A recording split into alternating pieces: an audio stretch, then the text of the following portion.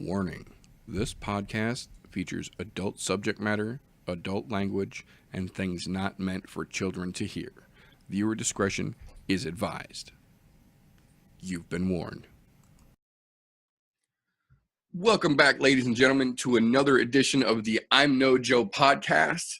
Thank you very much for coming back. Today, it looks like it's just going to be the homeboy TJ and I for right now, but we do have a couple more folks waiting in the wings. We'll see if they manage to make it in with us before the show ends. But right out of the gate, TJ, thank you again for coming. And how you doing, brother? Fan-fucking-tastic. Excited to be back a second week in a row. Hell yeah. Finally getting ourselves onto a schedule here. That's fucking great. Because it's almost like adults are doing it. It's like we're actually adulting. We're going to get shit done. I know, right? It's kind of scary. I'm almost nervous to jinx it. You're right. We probably shouldn't do that. Right. So we do have a couple other folks standing in the wings, schedule dependent. Hopefully they get a chance to jump in. If not, TJ and I are going to break this down for you. So what we've got for you for this particular episode, we've got, as usual, we've got the recent news and events, the things that have happened and the shit talking that's been spilled over the last week or so. And then when we get done with that, we're going to move in and we're going to break down a little bit about this weekend's upcoming UFC 234 card, which has some repercussions that could potentially shake up a division that everybody has their eyes on right now. So before we jump into the meat and potatoes on the second half here, let's jump right into some of the news and updates that have gone on along the week. So I want to start by capping off a little bit of what happened at last weekend's UFC Fortaleza, Brazil, Moraes versus the Sun Xiao card. The first thing I want to talk about here, we called it. We knew it was going to go down. We just didn't quite see it unfolding the way it did. But I'm talking about Johnny Walker and his fucking spectacular spinning back fist finish. But it's not the back fist that I want to talk about. What I want to talk about here is right before he landed the last ground shot that they got the fight stopped with, he threw what would have been a blatantly illegal kick, soccer style, right at dude's face and missed by the narrowest of margins. But it makes me think that somebody who's got a little bit more experience than most of the new up-and-comers in Johnny Walker threw that kick that should never have been thrown. And then he tried to say afterwards that he was aiming for the guy's stomach, which would have been legal to kick in the stomach from the ground like that. But that's two cards in a row. Johnny Walker threw that kick that was clearly illegal, and he knew it.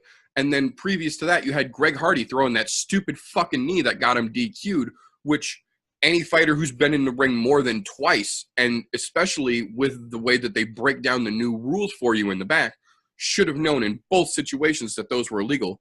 So what I'm wondering is, do we have a new breed or the up-and-coming breed of fighters who are just getting so in the moment that they're not paying attention to the rules? Or do we have a couple of up-and-comers here, because these aren't the only two, they're just the most recent two?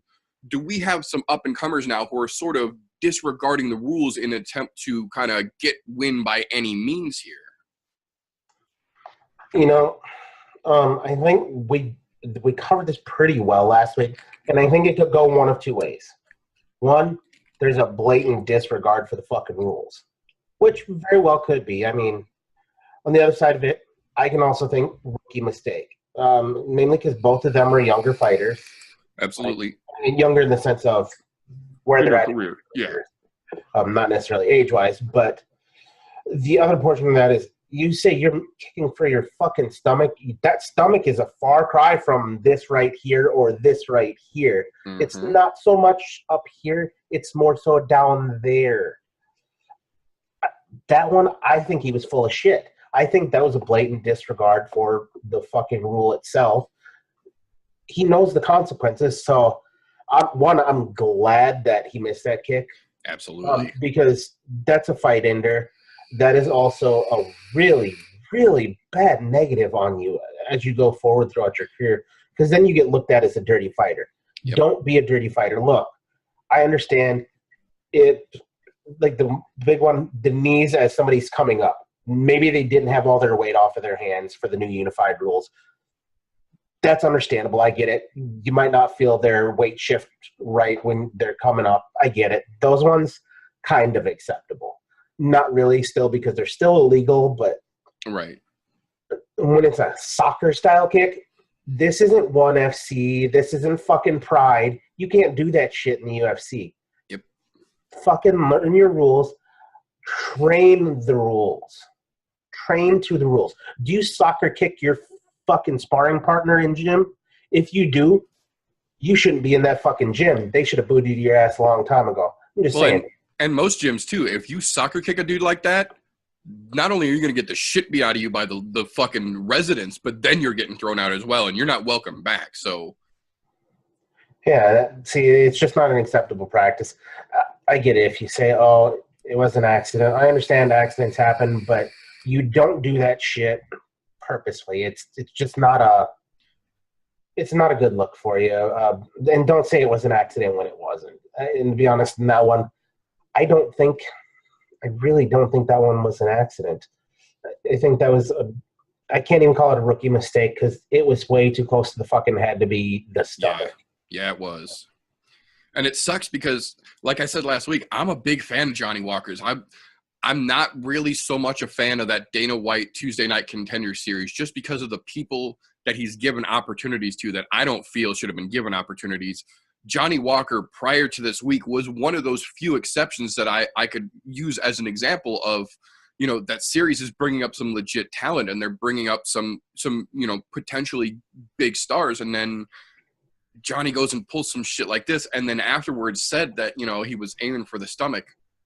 Like, now I got to take a skeptical eye whenever I watch your fights because, like you said, that's one of those things that, yeah, there's always a possibility it could have been an accident, but the way that it went down, it sure as fuck looked intended to me. Yep. That's just calling a spade a spade. It is, and it's kind of sad, but, you know, if anything, I guess you could say that the silver lining to that fuck-up is going to be that you are most definitely going to have more eyes on his next fight to see if that's a potential repeat situation or if he's learned his lesson and he's going to be legit. So, I mean, I guess if there is anything good to be taken away from that, he's definitely going to get himself a little more attention from it. Whether it's good or bad, you're still going to have more eyes on you. Yep. But moving on from Johnny Walker and his swing and a miss Olay kick, I do want to take a second here to give credit where credit is due and talk about Charles Oliveira's fucking beautiful submission to add on to his already record-holding top submissions in UFC history. Now, I've said it before, and I will continue to say it again. I am not a fan of Charles Oliveira's. I don't really like the way that he fights. I don't like his attitude outside of the octagon. But I am not so petty as to not give credit where credit is due. And that man is a fucking neck destroyer. And if you give him the slightest opportunity, he's going to do exactly what he does every fucking time recently. And he's going to grab you, he's going to wrap you the fuck up, and he's going to choke you out. And you really, at this point, you got to start wondering, how long are they going to keep Oliveira hanging in that mid-tier level when he's holding the fucking submission stoppage record and increasing it every time he goes out there? Now, granted, I'm not saying he's the next fucking guy to run the division. What I'm saying is it seems to me like a guy who's putting this many fucking submission finishes down in a row, holding the record, should be getting a little bit higher tier opponents at this point. Like, example, Cowboy. He's been a great gatekeeper. He's been great running the shit out of the middle of the pack and keeping the riffraff down. But at this point, you start to see he's putting it the fuck together and he's getting real good. And now he's going against Conor. He's starting to break into that top tier and get his legit chance. And I think it's about time we're going to have to start considering Oliveira to make that same move. I'm going to say yes and no. This is my reason behind that. Yes, he is fantastic when it is coming to the submission game. However, I look at this in this same realm of Damian Maia. Damian Maia, fantastic submission specialist. He will finish guys if he can get a hold of them and get them on the ground. Oliveira's kind of, yeah, exactly. And Oliveira's kind of falling into that same kind of category right now. But anybody who is understood and figured out how to beat Maia can watch those tapes and be able to beat Oliveira just the same way because they're kind of falling under that same style set. Don't get me wrong. I like the style because I enjoy the jiu-jitsu practitioner. That's an art form to me. It's a fantastic working art form. But if that's all you have in your toolbox, chances are you're not going to last long at the top. It's, to be honest, The only reason Maya has lasted that long is because he's figured out how not to get hit for most of his career. For most of it, yeah. And I say most of it because in this latter half, he's been caught a lot more. Yep. Whereas in his younger years, he was a lot quicker. And I guess then in that case, I guess you can say Oliveira, he's still in his younger years in that grand sense. So maybe, but once you get up there, you have to have more in your toolbox than just the submission game. And don't get me wrong, I love that he's got the submission record. Not that I love him as a fighter, but anybody who can string that many submissions together and finishes, and not to mention run a record with it, that's fucking fantastic. The only person that's going to be pissed off about that now is probably Cerrone, because he's going to have to go out and finish people with submissions instead of knockouts. Right. No, and I agree that is a great comparison between Oliveira and Maia, and I think the only real thing I would say that might contend with that a little bit would be Oliveira does have some fucking great striking. It's not his go-to. His go-to, just like Maia, is that jiu-jitsu. He wants to wrap you up and choke you the fuck out.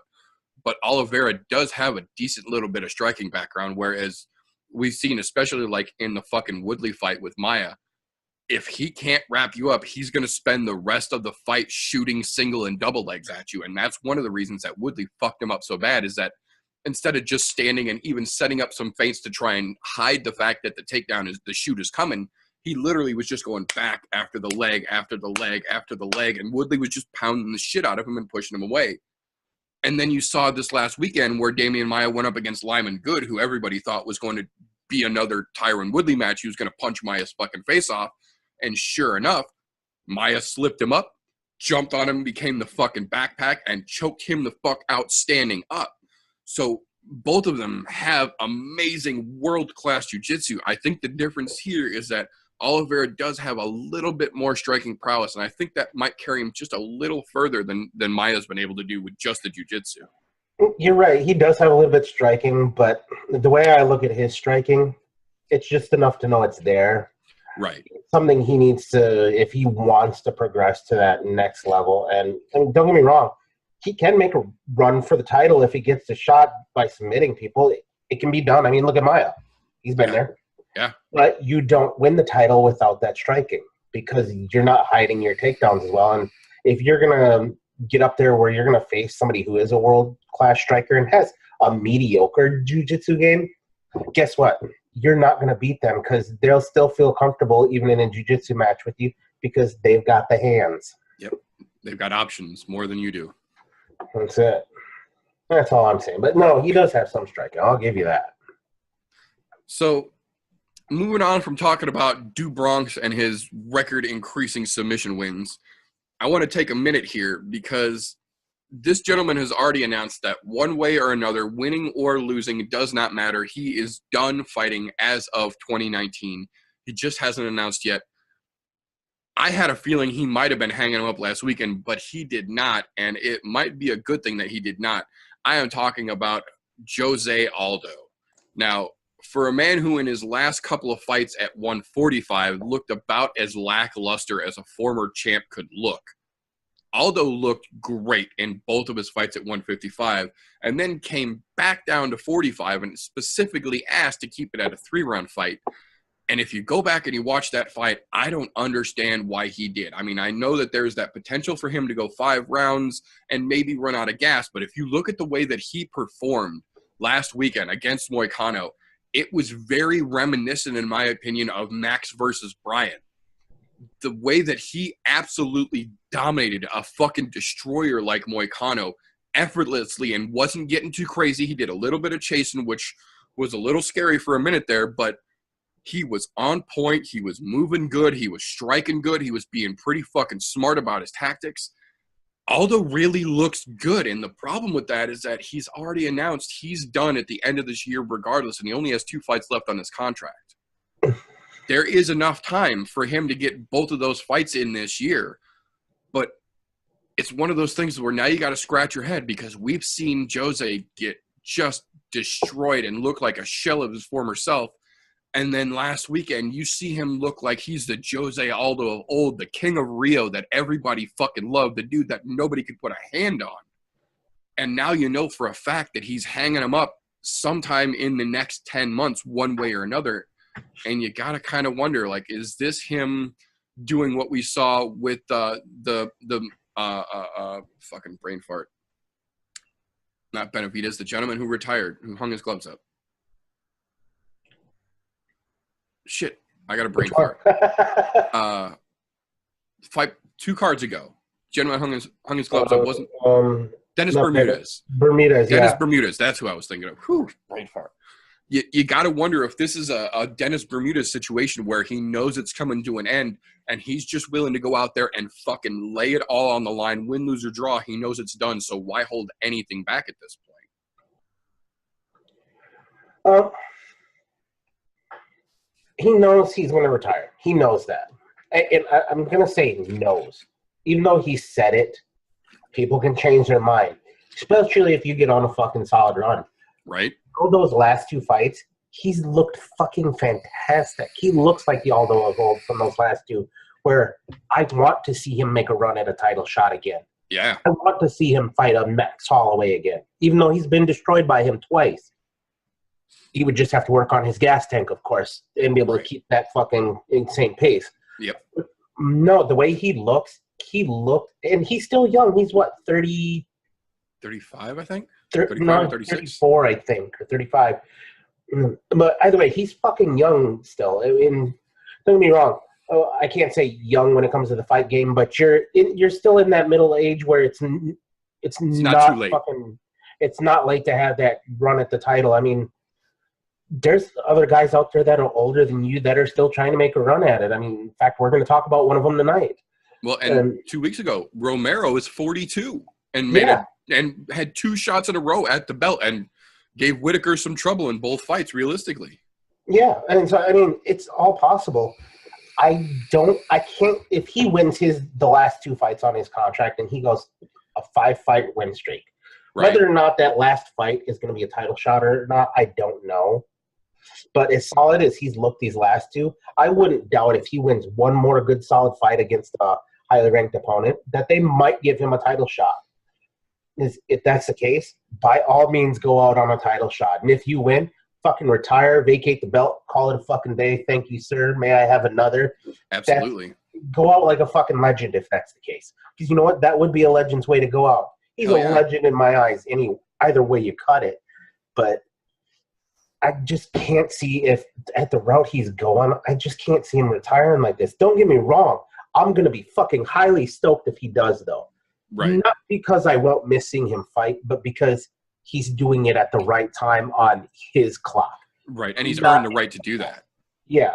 He was fucking the pound-for-pound greatest for how many fucking years? For a decade, literally for a decade. Look, there's very few fighters that have come along that can do that. He is one of them.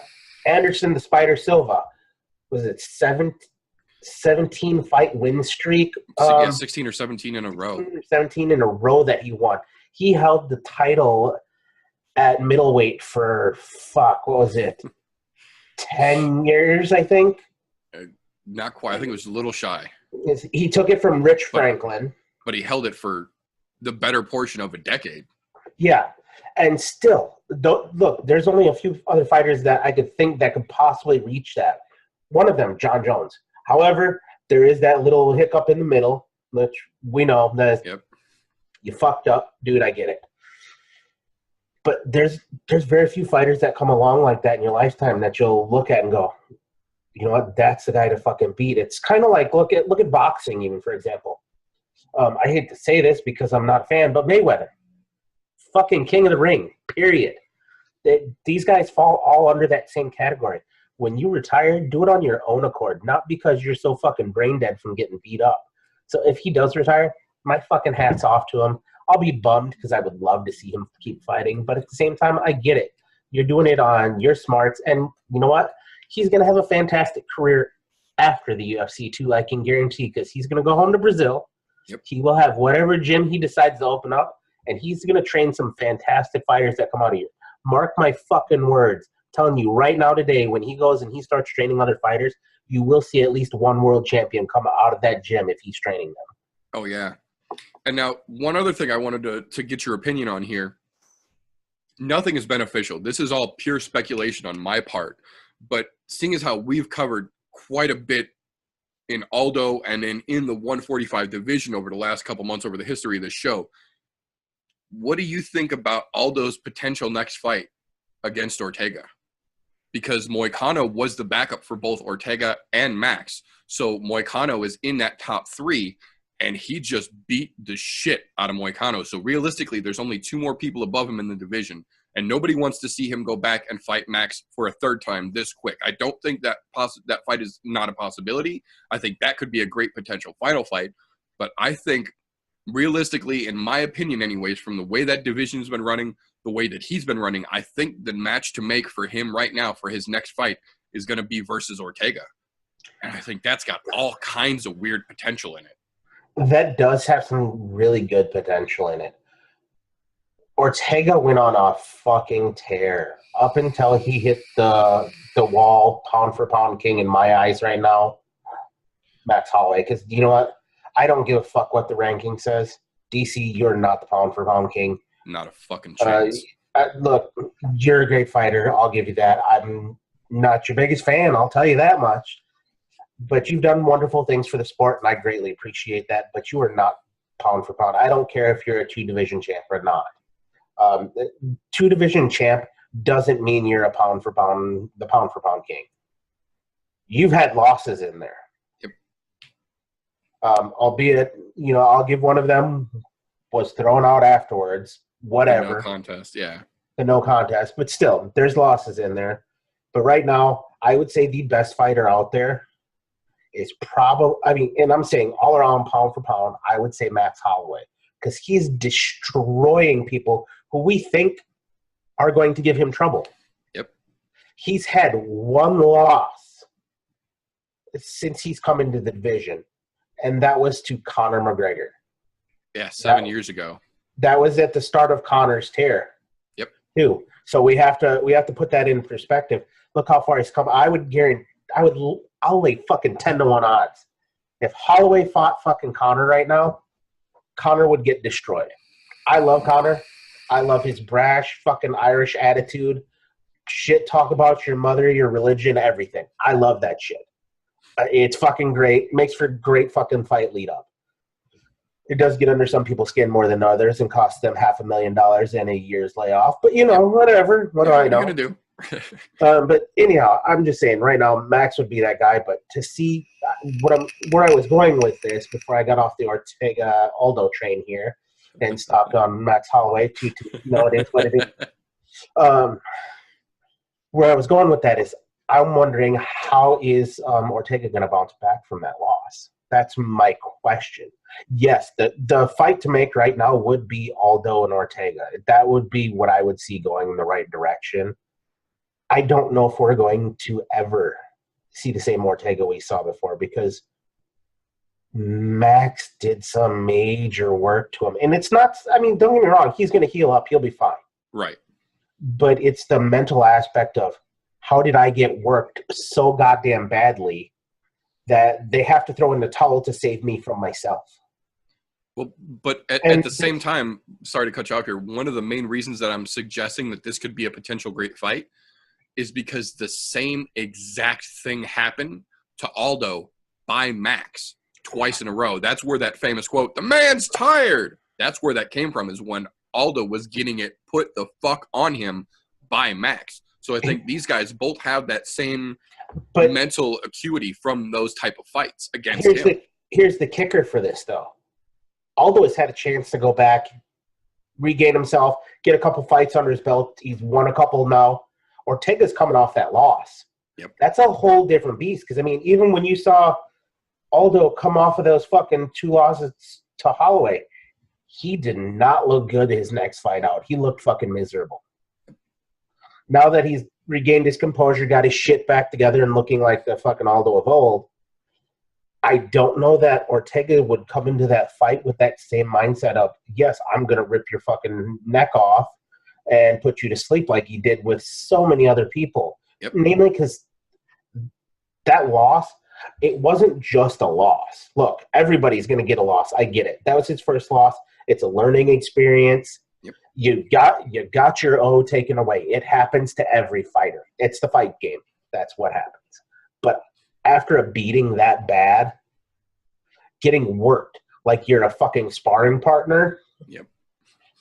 It wasn't pretty, and I'm so fucking bummed because I love T City. T City's fucking fantastic. Not to mention he's got the fucking personality to go with it, where he's the right kind of person you want in the spotlight. Hell yeah. However, you're in a fucking super tough division, dude. There's no other way to put that. I mean, look at the guys that are around you. You have legends. You have legends in the making of Max Holloway. I have a feeling he's going to run the tables for a long fucking time. But I just don't see how he can bounce back from this fight and go right into Aldo, who is on a 2-fight fucking just fantastic tear. Because I will say that is a tear. Even if it's only 2 fights, that is a fantastic tear where he's looked just fucking phenomenal. Well, and on the other side of that as well, if Ortega is going to be a long-running serious contender, like it looks to all of us like he's going to be able to do, this is the type of situation that he's going to have to get used to, because at the level that he has already put himself on, there are no easy fights at this point. You've gone against Max, and you're going to go against Max or whoever's holding that belt again. I have no doubt whatsoever Ortega's going to go back at that belt again. Maybe not immediately, but within the next year or so, I think Ortega's going to be fighting for a belt again. But I think part of that is going to be you need that mental test. Yes, you got the brakes beat off of you to the extent that if your corner wouldn't have stopped you, they'd have carried you out of that fucking ring in a stretcher with no pulse. But I have to equate that at least a little bit mentally to being the king of Rio and getting starched with one shot in 13 seconds. Because we all saw that broke Jose Aldo for a fucking good minute. But at the same time, look at the guy that we saw fight last weekend. There's no fucking memory of that 13-second fight in his head right now. He's fighting like that fight never fucking happened. And I got to believe that with the potential that Ortega has, he should be able to do that same thing. And I think with the matchup of opponents that the two of them have in common, I think this might be a great test. Don't get me wrong, I would love to see that fight because you know what? Had it not been for where Aldo was at, I think Ortega would have fought him on the way up. I agree. But with the shit that Aldo had going on. Yeah, he was playing at 155 at the time, so I get it. He was up playing above his weight class and doing his own little kiddo things. I get it. It's fine. Do your thing. You're the king, dude. You're the king, man. Fucking all hail the Aldo king. Right. Might not run the division right now, but you know what? You're still the king because you did it for so fucking long. You're just retired. I mean, you're saying you're going to retire anyway, so I'm just going to call you retired until I see otherwise. Right. Retirement in progress. Yeah. So, yeah, it'll be a fantastic fight. I hope they make it, but that'll all be seen. It'll be just kind of one of those. I really think everything that's going to have to do with is how good that fight will be or would be if it is made is going to depend on how Ortega bounces back off that loss. Because if he comes in as the Ortega we know he can be and acts like that loss never fazed him or he's forgot about it already, it'll be a fucking barn burner, especially if Aldo looks the way that he does right now. Right. That's one of those ones I would say I can't even throw a toss-up on. Like, I threw a Look, you guys know it. I threw a fucking toss-up on the Holloway-Ortega fight, and I was dead fucking wrong. Yep, right there with you. And it's okay. That's part of this whole armchair quarterback thing that we got going on here where I'm going to make guesses, and I'm probably going to be wrong a lot of the time because everybody's got a puncher's chance or a submission's chance. Yep. But that'll be a barn burner if he comes back with a solid fucking I feel great. I don't even realize I lost attitude. If he comes in with a fuck, I got to get over this goddamn fight, and that's why I'm fighting again, he's going to lose. Yep. I agree. So from there, we'll move on to, I don't want to call it a controversial subject, but it's something that's got everybody's eyebrow raised and maybe not necessarily for the best of reasons. Marlon Moraes' win last weekend over Moicano. Now, this is another one of those situations. I am not a fucking fan. I have not been a fan. I've watched Moraes' fights for a while now. Yeah, he's got ability. He's got some skill. I don't feel that he is anywhere near top of the heap in the 135 division. And I understand that Asunciao was number 4 and that MMA math, ranking, blah, blah, blah, should put him up. But that's not the fucking world we live in anymore. And realistically, while Moraes might be on a 3-fight tear, aside from the rematch against Asunciao last weekend, none of his other fights have been against any big-name opponents. They haven't been any big barn burners. They haven't been devastating, immediate, unresounding, fucking earth-shaking knockouts or big, devastating wins. And then after he wins last weekend, he gets on the microphone and he says that he's tired of TJ playing with the little boys down at 125, that he already considers himself the 135-pound champion, and that the UFC better make his next fight against TJ for the 135 belt. Now, bullshit in that statement aside, fuck you. On top of that, in his post-fight press conference, when he actually sat down in front of the table with all the reporters, he just expounded on that same thing, that he is convinced that since he's on the win streak and he beat Asunciao, who everybody praises, which they really don't, that he's the guy to beat in the 135-pound division. Now, 2 things I immediately take away from that. 1, go fuck yourself. A victory does not a champion make. You have to earn your fucking title shot, earn that title, and then earn your right to be called a champion. And he hasn't done that. But for 2, he is completely and blatantly overlooking Cody Garbrandt, Pedro Munoz, and Dominic fucking Cruz. Those 3 gentlemen, like it or not, are still above both he and Asunciao. And even though Dom is hurt right now, which we all know he's going to come back from, you still have Pedro and Cody that you realistically need to put a solid stamp of contention against before any intelligent, any forward-thinking Sean Shelby and Mick Maynard would realistically, or hopefully at least, give you a shot at TJ's belt. Now, aside from all that, we've also still got this controversy of TJ and Henry getting run back at 125, at 135 to contend with. So aside from all that, I think that Moraes has gotten in his own head a little bit. And I hate to point fingers, but my immediate thought where this fucking new cocky bullshit attitude that very much resembles Henry attitude is coming from is fucking Ali. His fucking manager, the same guy that manages Henry, the same guy that manages Moraes, the same guy that manages Khabib. That whole fucking squad, in the last year or so, you have watched a noticeable and discernible change in all of their attitudes and all of their process towards the fighting go a little more, for lack of a better term, Conor-esque. They're all talking way more shit. They're all acting way more prideful and boastful. You see the chest puffs out anytime there's a microphone in front of them. And now Moraes is basically calling himself the 135-pound champ and telling TJ to go stay at 125. Now, I understand talking shit makes fights. You build the hype that draws the fight in. That's how Conor got most of his great fucking matchups. He threw the shit out there. It worked. They made the match, and it was successful. I don't think Moraes has that kind of prowess. I think at this point he's really bumping his gums to try and get himself a shot.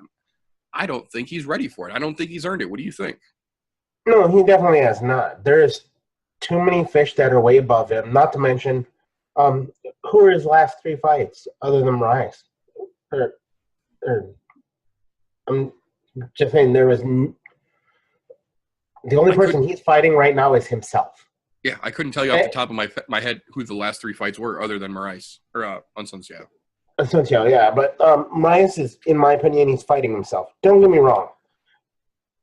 We all know that in the last, 3 years or so, maybe I'll even go back as far as 4, certain people, and I say certain fighters because not all of them, certain of them have what I like to call the golden tongue.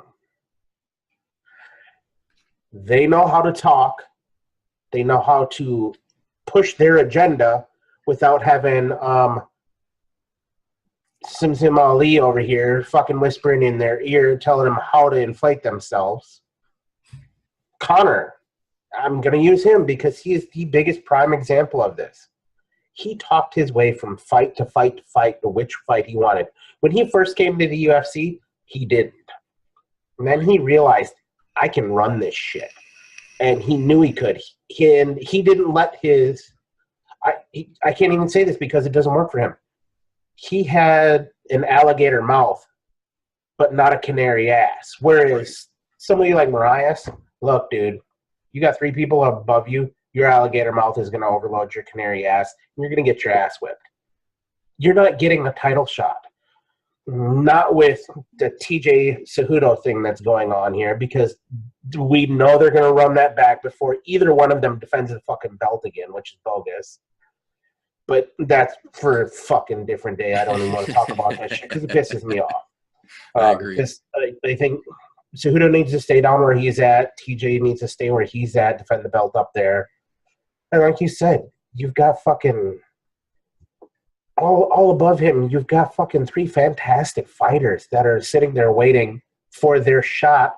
Well, TJ dabbles down with the little boys. And, you know, I'll use the words, yeah. You're playing with the little kids there. Fuck it. I'll give you credit on that one. You knocked that one out of the park.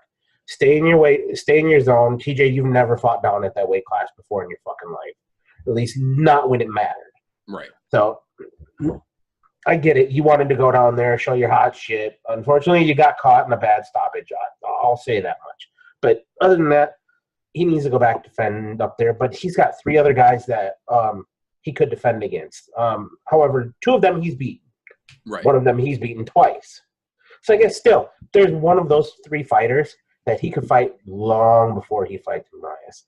And Marias, the people you have beaten are not of any noteworthiness. So it's not like he doesn't have a fucking ace in the hole right now. He's trying to talk up his game to get that immediate bump up. And I get it. You see a lot of fighters doing it, but you don't have that golden tongue ability. You're talking yourself into the fucking dunce corner. Yeah. That's all I'm saying, because you just don't, it's, what's the word I'm looking for? Not the prowess. You don't have the fucking flair. You don't have the right flair in your attitude to do it.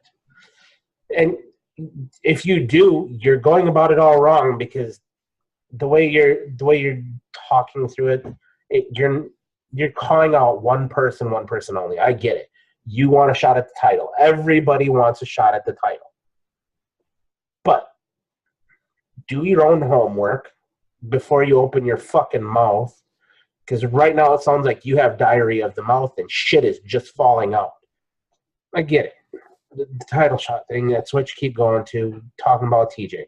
You can't call TJ out when you haven't beat a top 3 opponent. Suntel, 4. I get it. Right. Okay, you're close. And you did make good work of him. I'll give you that.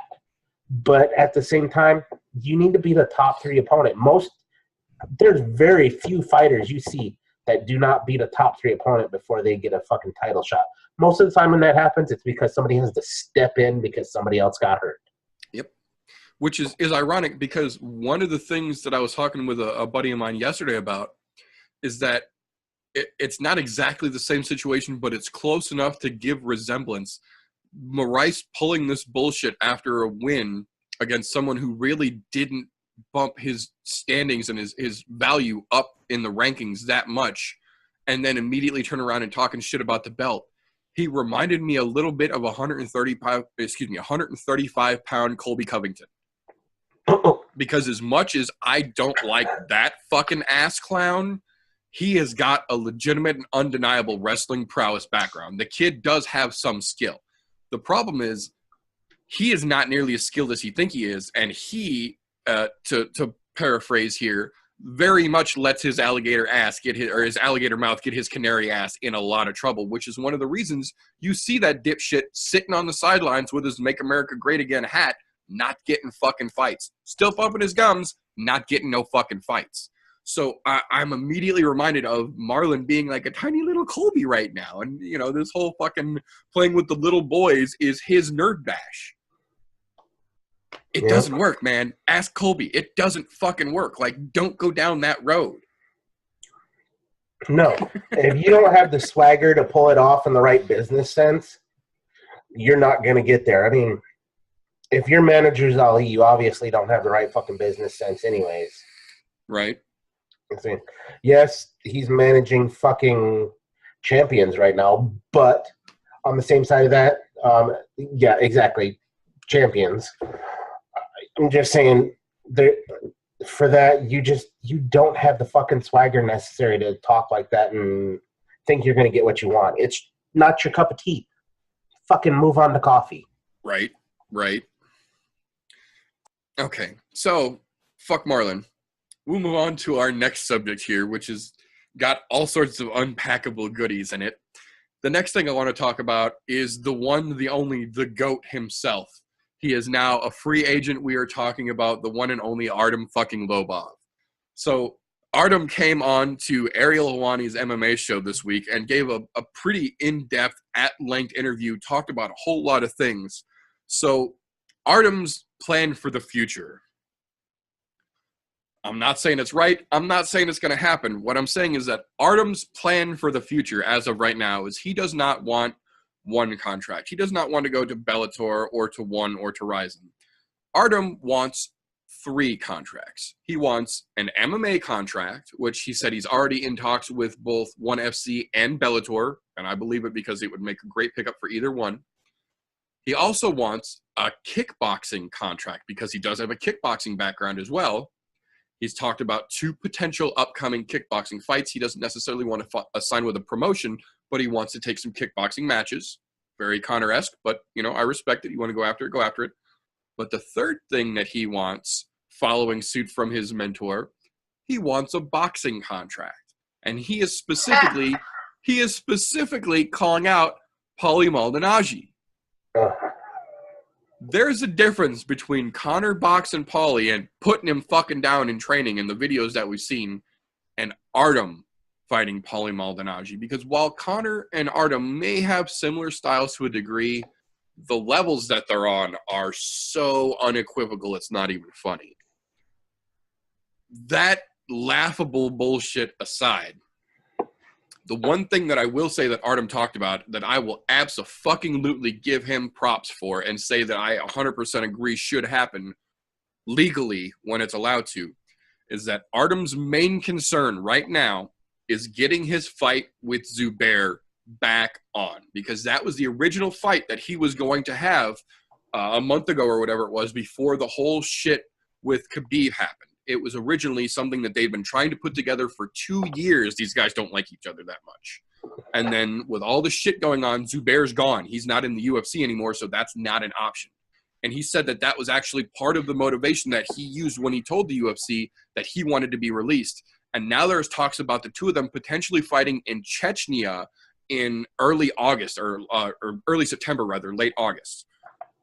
That, I think, would be a great unofficial, unsanctioned, just 2 independent exhibition fighters having a match.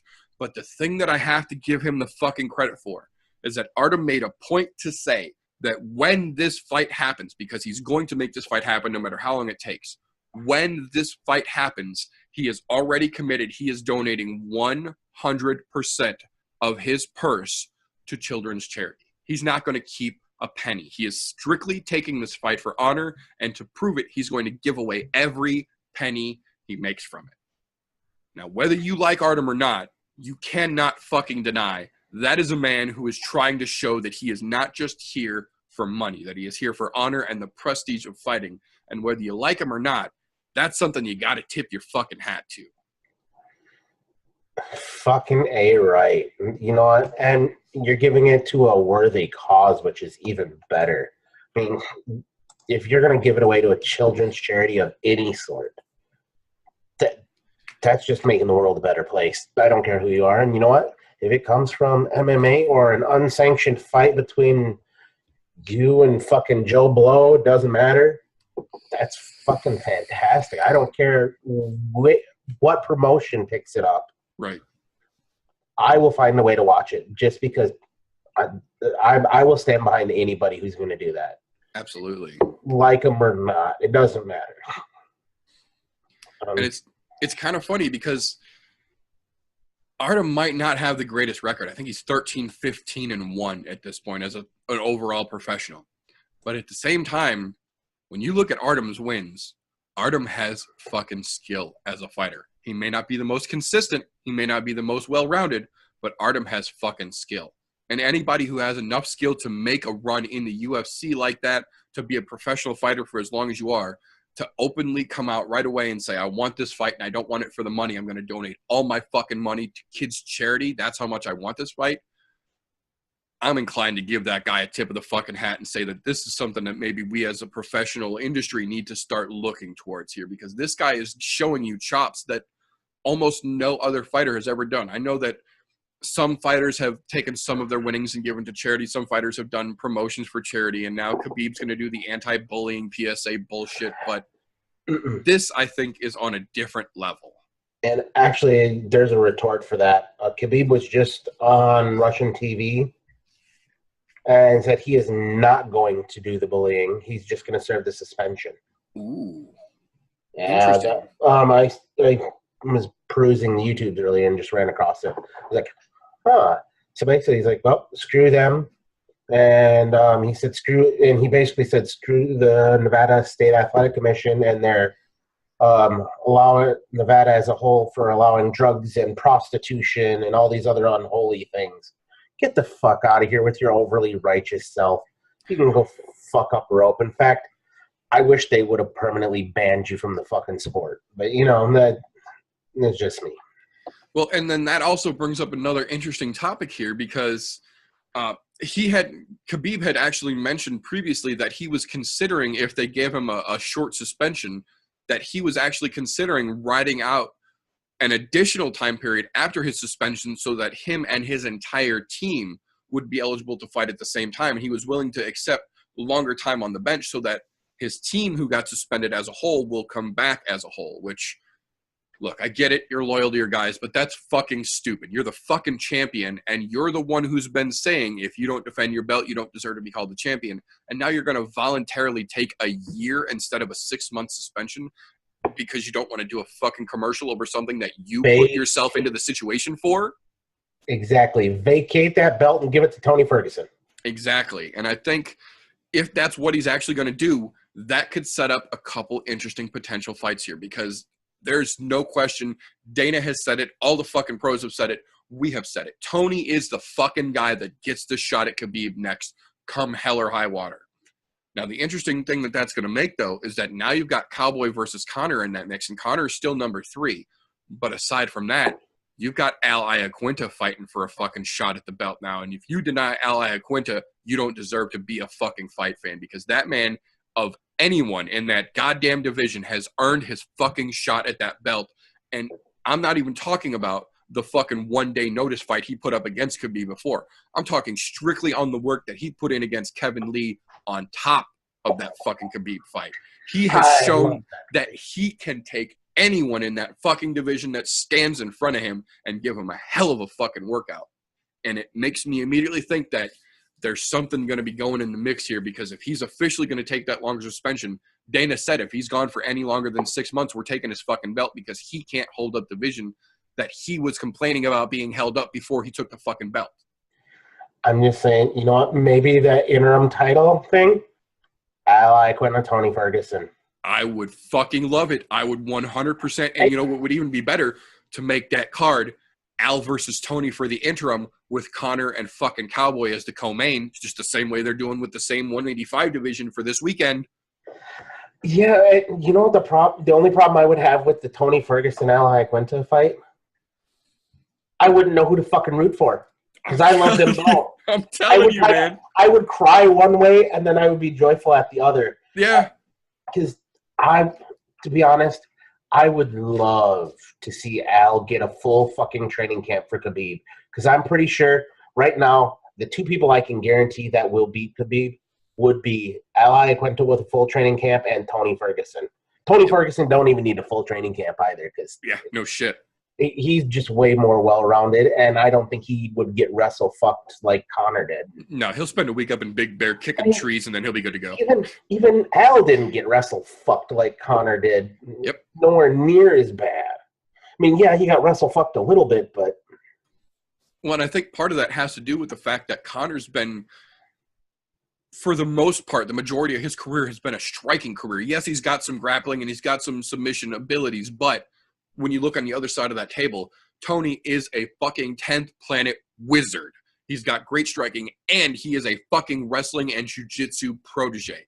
And the same with Al. Al is a fucking wrestling master with great striking and submission abilities. So I think those two guys, realistically, if Khabib has decided that he's going to play pouty cake and sit on the sidelines having a fucking pity party with his homeboys, cool. Step the fuck out of the way and let Al and Tony go for the belt and let Connor and Cowboy go for the next runner-up, because I think that's a pair of fights that will both be fucking spectacular to watch unfold. That, and then depending on how that interim fight would end up, if it was something that was a quick and they might have a quick turnaround time, and then we get to see another interim fight between Connor Cowboy winner and whoever wins the Ferguson Iaquinta fight.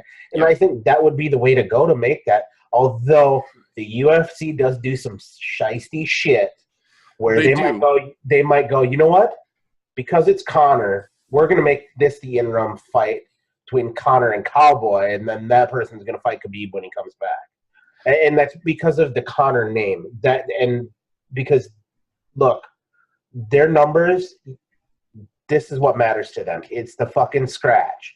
Don't get me wrong. They do want to put fights together that fans want to see sometimes. But at the other side of that, they also want to make a buttload of money. And they know a repeat of Connor fucking that will make a buttload of money. Well, and to add to that, I don't want to say it's the thing to do, but it makes sense to me to potentially make Cowboy versus Connor the interim fight. As much as I love Cowboy and as much as he is on a tear, he himself has also said that he only has a couple more years left in the fight game, that he knows he's the old dog now and he's starting to fight against all the young pups and he's not going to be able to do it forever. But he himself has said that he and his team have stopped the old mentality of I'll fight anyone, anywhere. He's only concerned with fights that are going to put him towards the belt. That's as close as going towards the actual fucking belt as you're going to get. And it's not the ideal situation, and it's not what I would say would be my first pick for a result. But I can't honestly say that I would be mad if they made Connor versus Cowboy for the interim and Cowboy took the fucking gold. I wouldn't be mad at that at all. He deserves it. That dude Exactly. He's put in so much phenomenal work. He's got records for days that I don't think are going to be beaten anytime soon because he keeps adding to them every fight. Well, and on top of that, he himself has said he's not got much longer at this. It's not that he's waning. It's that he doesn't want to do this the rest of his life. He's got a family now. He's got more kids on the way. He's got things outside the octagon to keep his interest. And he's got the BMF ranch. He's got the Cowboy Fight League going on now. He's not doing this for the money. He's doing this because he loves the fighting. And I would fucking love, as much as it hurts me to say that this would be the way that it would have to go, I would still love to see Cowboy versus Connor for the interim. Cowboy fucking takes it, gets the gold, maybe fights Al for the actual unified belt. But Cowboy with a fucking belt around his waist that he has goddamn earned at this point before he has to ride off into the fucking sunset. Whether he beats Al and he holds that fucking belt or he just gets the interim strap and then Al beats him and he decides it's time to step back. I want to see Cowboy with gold around his fucking waist before he retires. Exactly. And you know what, the way I look at Cowboy right now, he is the greatest fighter out there to have never worn a belt. Yes. In my opinion. Absolutely. I agree with that 100%. He was always the guy. You want to fight? Fuck it. I'll fight. Doesn't matter who you are. Yeah. You can be pissed drunk fucking Kareem off the street. I don't give a shit. It didn't matter who he was fighting. Bob, Joe, Buck, whoever. Well, Joe Buck would be kind of fun to watch him beat. I was say, that'd be an interesting match. Oh, yeah. That would bring up some awesome fucking ramifications. To be honest, I hope that motherfucker does sit the whole year just so that way we can see that happen. I agree. It wouldn't break my heart in the fucking least bit. Yeah. But the next little piece that I want to talk about here real quick, just a couple things that literally were just released this afternoon. They did have a little bit of non-event press for the UFC 234 press event that they had in Australia today. And they had a couple people who aren't on the card and have nothing to do with this card get a little bit of airtime. And the first one I want to talk about just real quick, Tyson Pedro showed up. They gave him a microphone. It was a little weird because he walked in on crutches. So you immediately were taken aback and like, what the fuck is going on? And then he starts talking. Tyson Pedro had ACL replacement surgery 3 days ago. The fight against Shogun apparently fucked his leg up so bad that he had to have the ACL completely replaced. Now, Tyson's been a little bit scarce from the limelight since that fight, and we all kind of wondered, like, did it really get in his head? Was he really hurt that bad? As strange of a situation as it is, as odd of a thing as it is to say, I'm glad that it turns out that it was just his leg that he's gotten repaired, that he's moving around on. He's walking. He showed up at the fucking 234 press event on crutches. I'm glad to see that it's something like an ACL tear that he could have repaired with surgery. As to what the rumors were that he was in a real fucking dark place after that fight, and then he was considering not coming back because it really fucked him up. That's becoming a more and more popular thing because now that we start to understand more about CTE, we start to understand more about the life of a fighter, especially in regards to a big loss. It's nice to see, and again, it feels weird to say, but it's nice to see that he was injured and not depressed. Because Tyson Pedro is one of those motherfuckers of motherfuckers when he's on his shit. The fact that he was potentially stepping back set up a whole bunch of weird feelings for a whole bunch of people because the guy is fucking great and he's got a chance to really be great now, we know, after his ACL repair. But the question is, with an ACL repair, how long are you going to be sitting on the sidelines now? Well, that depends. Look, I'm formally medically trained. Right. So I'll go on the medical side of this. From where things have come, let's just say in the last I've been out of working with actual patients for, I can say, a decade now. Since 2009. That's when I stopped working in a hospital setting. But in that decade, just since I've left, I've seen how far those types of surgeries have come, especially the orthopedic side of the house, because what I did radiology. So I dealt with all that shit all the time, seeing how fast people were recovering, doing x-rays, CAT scans, MRIs, whatever it was that we were doing to them. But you could see the speed at which they recovered from an ACL. That used to be minimum of a year. And I say used to. You look at guys, let's just say, look at football players, for example. They have access to the greatest doctors in the world. So do world-class fighters. He is a world-class fighter, thus the reason he's in the UFC, period. You have access to the greatest doctors, greatest physical therapists, all of that.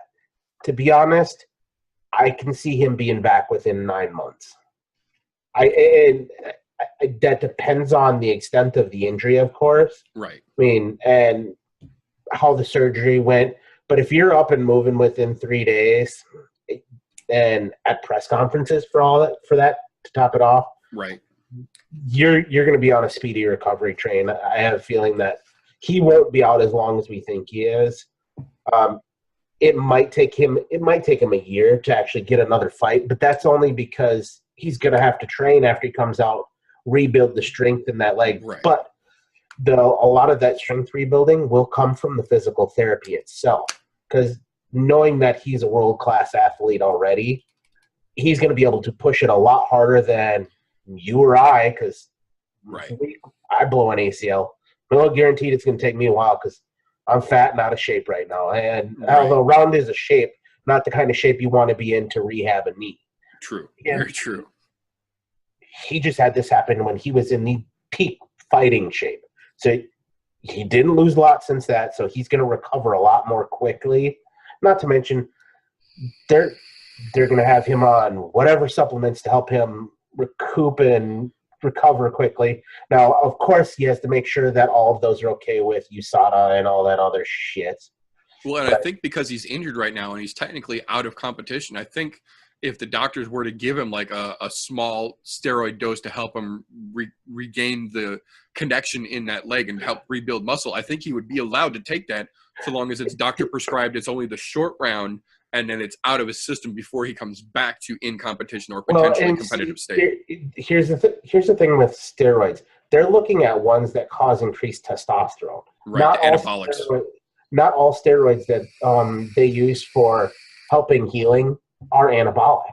Right. So it would depend on the type of steroids they're giving him, whether it's an injection, an anabolic, whatever the case may be. There's a very good chance that he could be using them already to help recover, and under doctor's guidance, of course. So when it comes to that, this is where I have my biggest problem with the testing itself. I don't have a problem with testing at all because I don't like the idea of juiced fighters.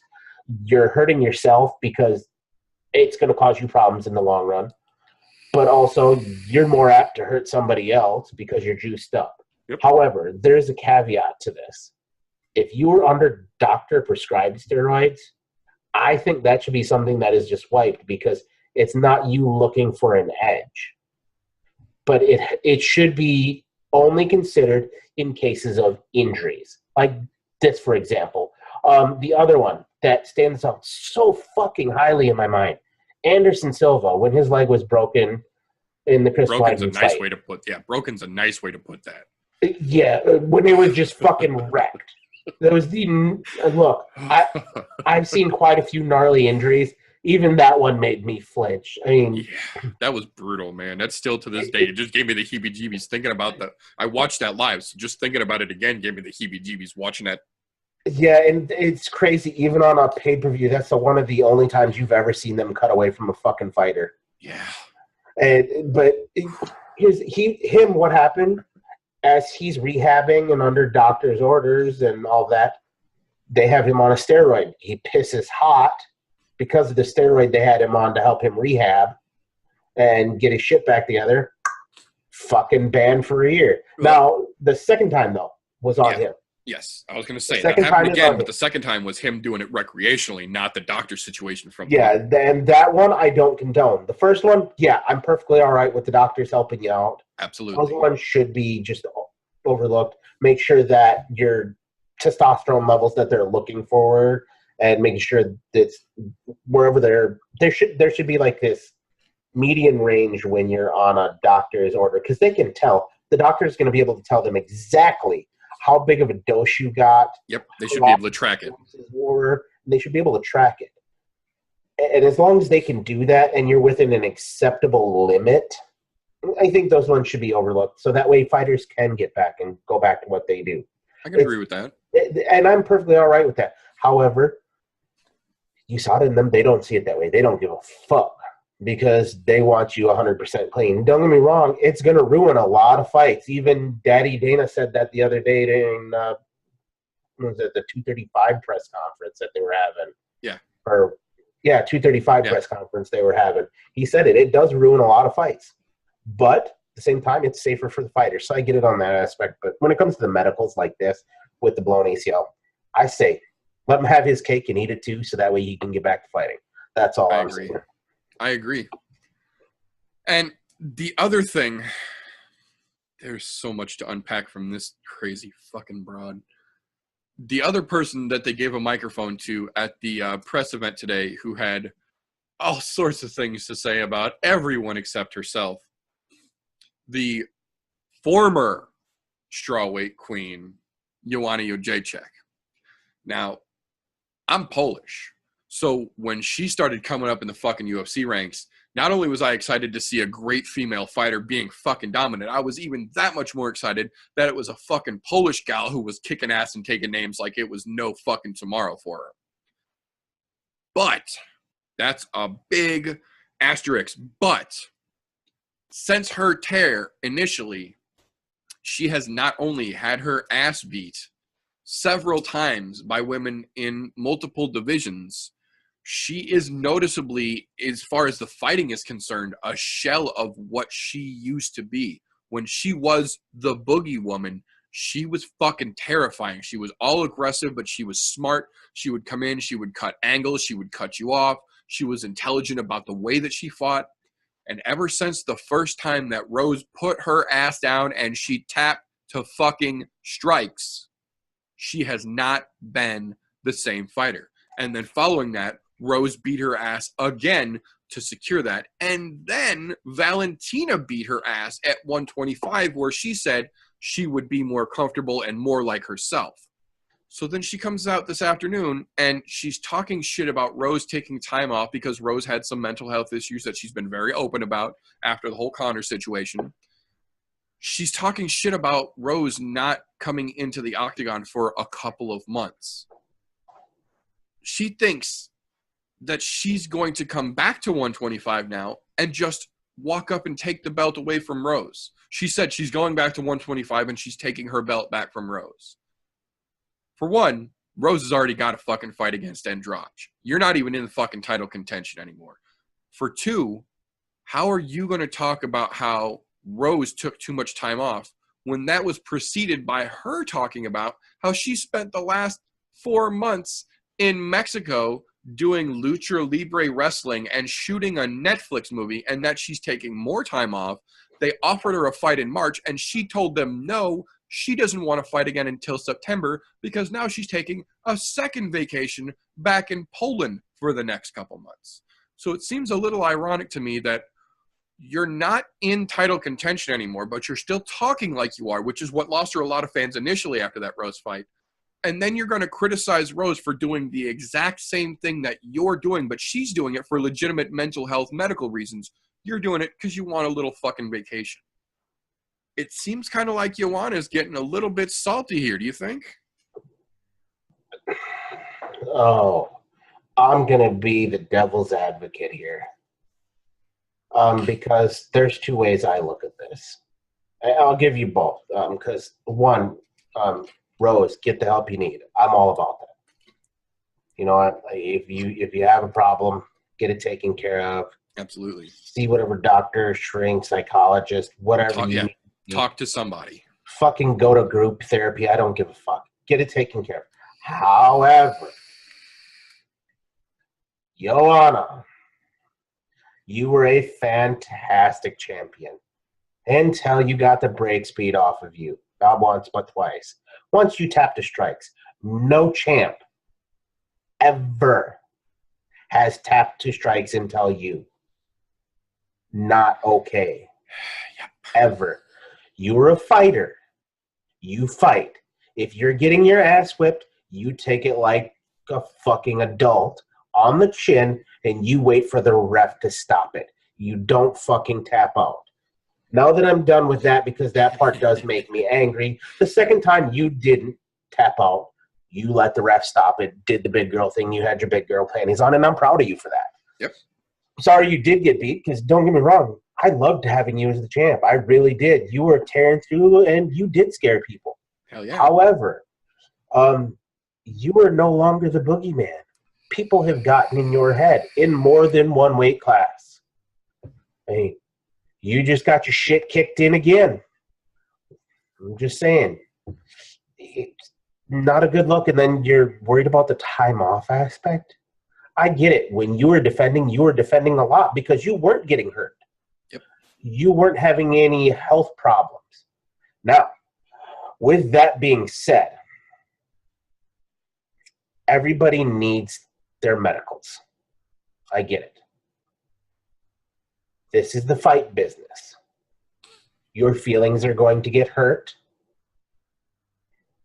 You might have PTSD because you're afraid of a dolly being thrown through a bus window at you again. Yep. You're a fucking fighter. Get the fuck over it. Go and fight your demons in the middle of the fucking octagon.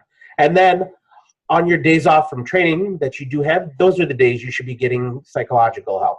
I'm going to say that right now. Rose, I love you. You're a great champ. But at the same time, deal with those demons during your training schedule. That's something you can get help with and not hurt your body while you're training. Yep. You should be training for a fight. Be ready to go into the fucking ring at any given moment. You're not hurt. You beat the brakes off of your last opponent. Yes, you have a mental issue, and I want you to get the help for that. But at the same time, that mental issue does not stop you from fucking fighting. So this is the part where I will say, devil's advocate, yes, she is taking too much time off for that. I get it. You need the help. I'm not here to stop you from that. And I truly do help you get the help. Because you know what? Nobody needs to live in that world. Right. Period. I get it. I have friends there. I have family members there. But at the same time, that doesn't stop them from going to their jobs every day. Yep. That doesn't stop them from paying their mortgage. Yeah, still got to pay your bills. Taking care of their kids. Guess what? Your job is to fight. You're the champ. Act like it. Deal with your problems. It's fine to be very open about it. I'm very proud of you for being open about it because you know what? I'm sure there's other fighters out there that are going through similar things, but they don't talk about it openly. And you bringing light to the subject is good for everyone. However, those other fighters that are going through the same thing, they're not taking time off for that we know of. Because we don't know because they don't have it out in the open. So I'm going to say, since you have it out in the open, teach people how to deal with it properly. Do your job. Yeah, Max even had that issue. That's right. Max has done a whole fucking press release about how he was seriously fucking depressed during a fight camp for Ortega. But you never fucking knew it. You never could tell by the face that he put on in front of the camera. He waited till his fucking job was done, and then he went in length talking about how the depression had him fucking gripped. This is where this was when I said I don't want to play devil's advocate here, but I do. You need to do your fucking job and fight. You need to be in camp. Then on your day off, if you get one day off a week, make that day off the middle of the week or something. So that way there is a psychologist open, or pay a fucking psychologist to come and see you on the weekends. You've got plenty of money now. You're the champ.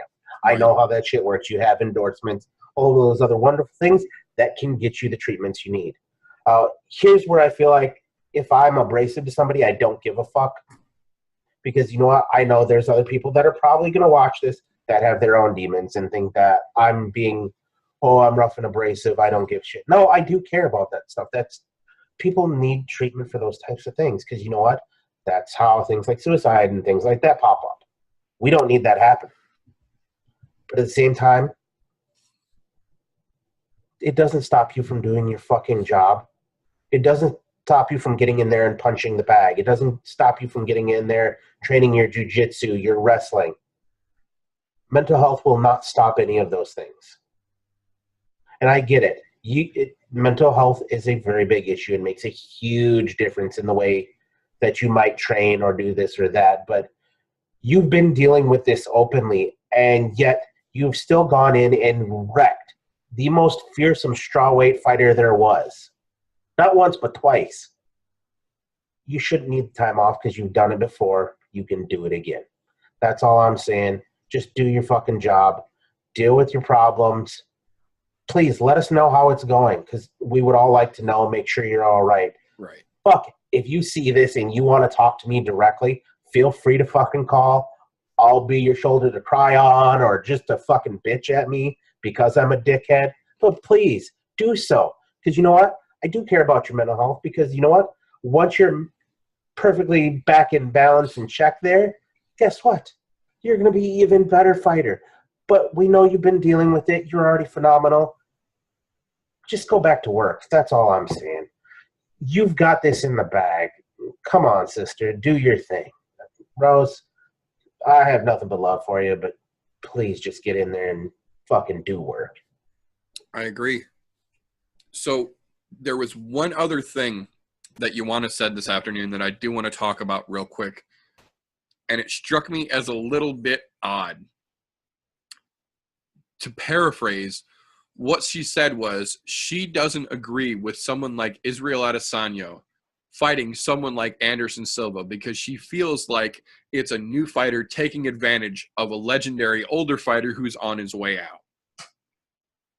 Now, the ironic bit is that she said she doesn't agree with this fight, but she says it's a good fight, but she doesn't want to make a prediction about who's going to win.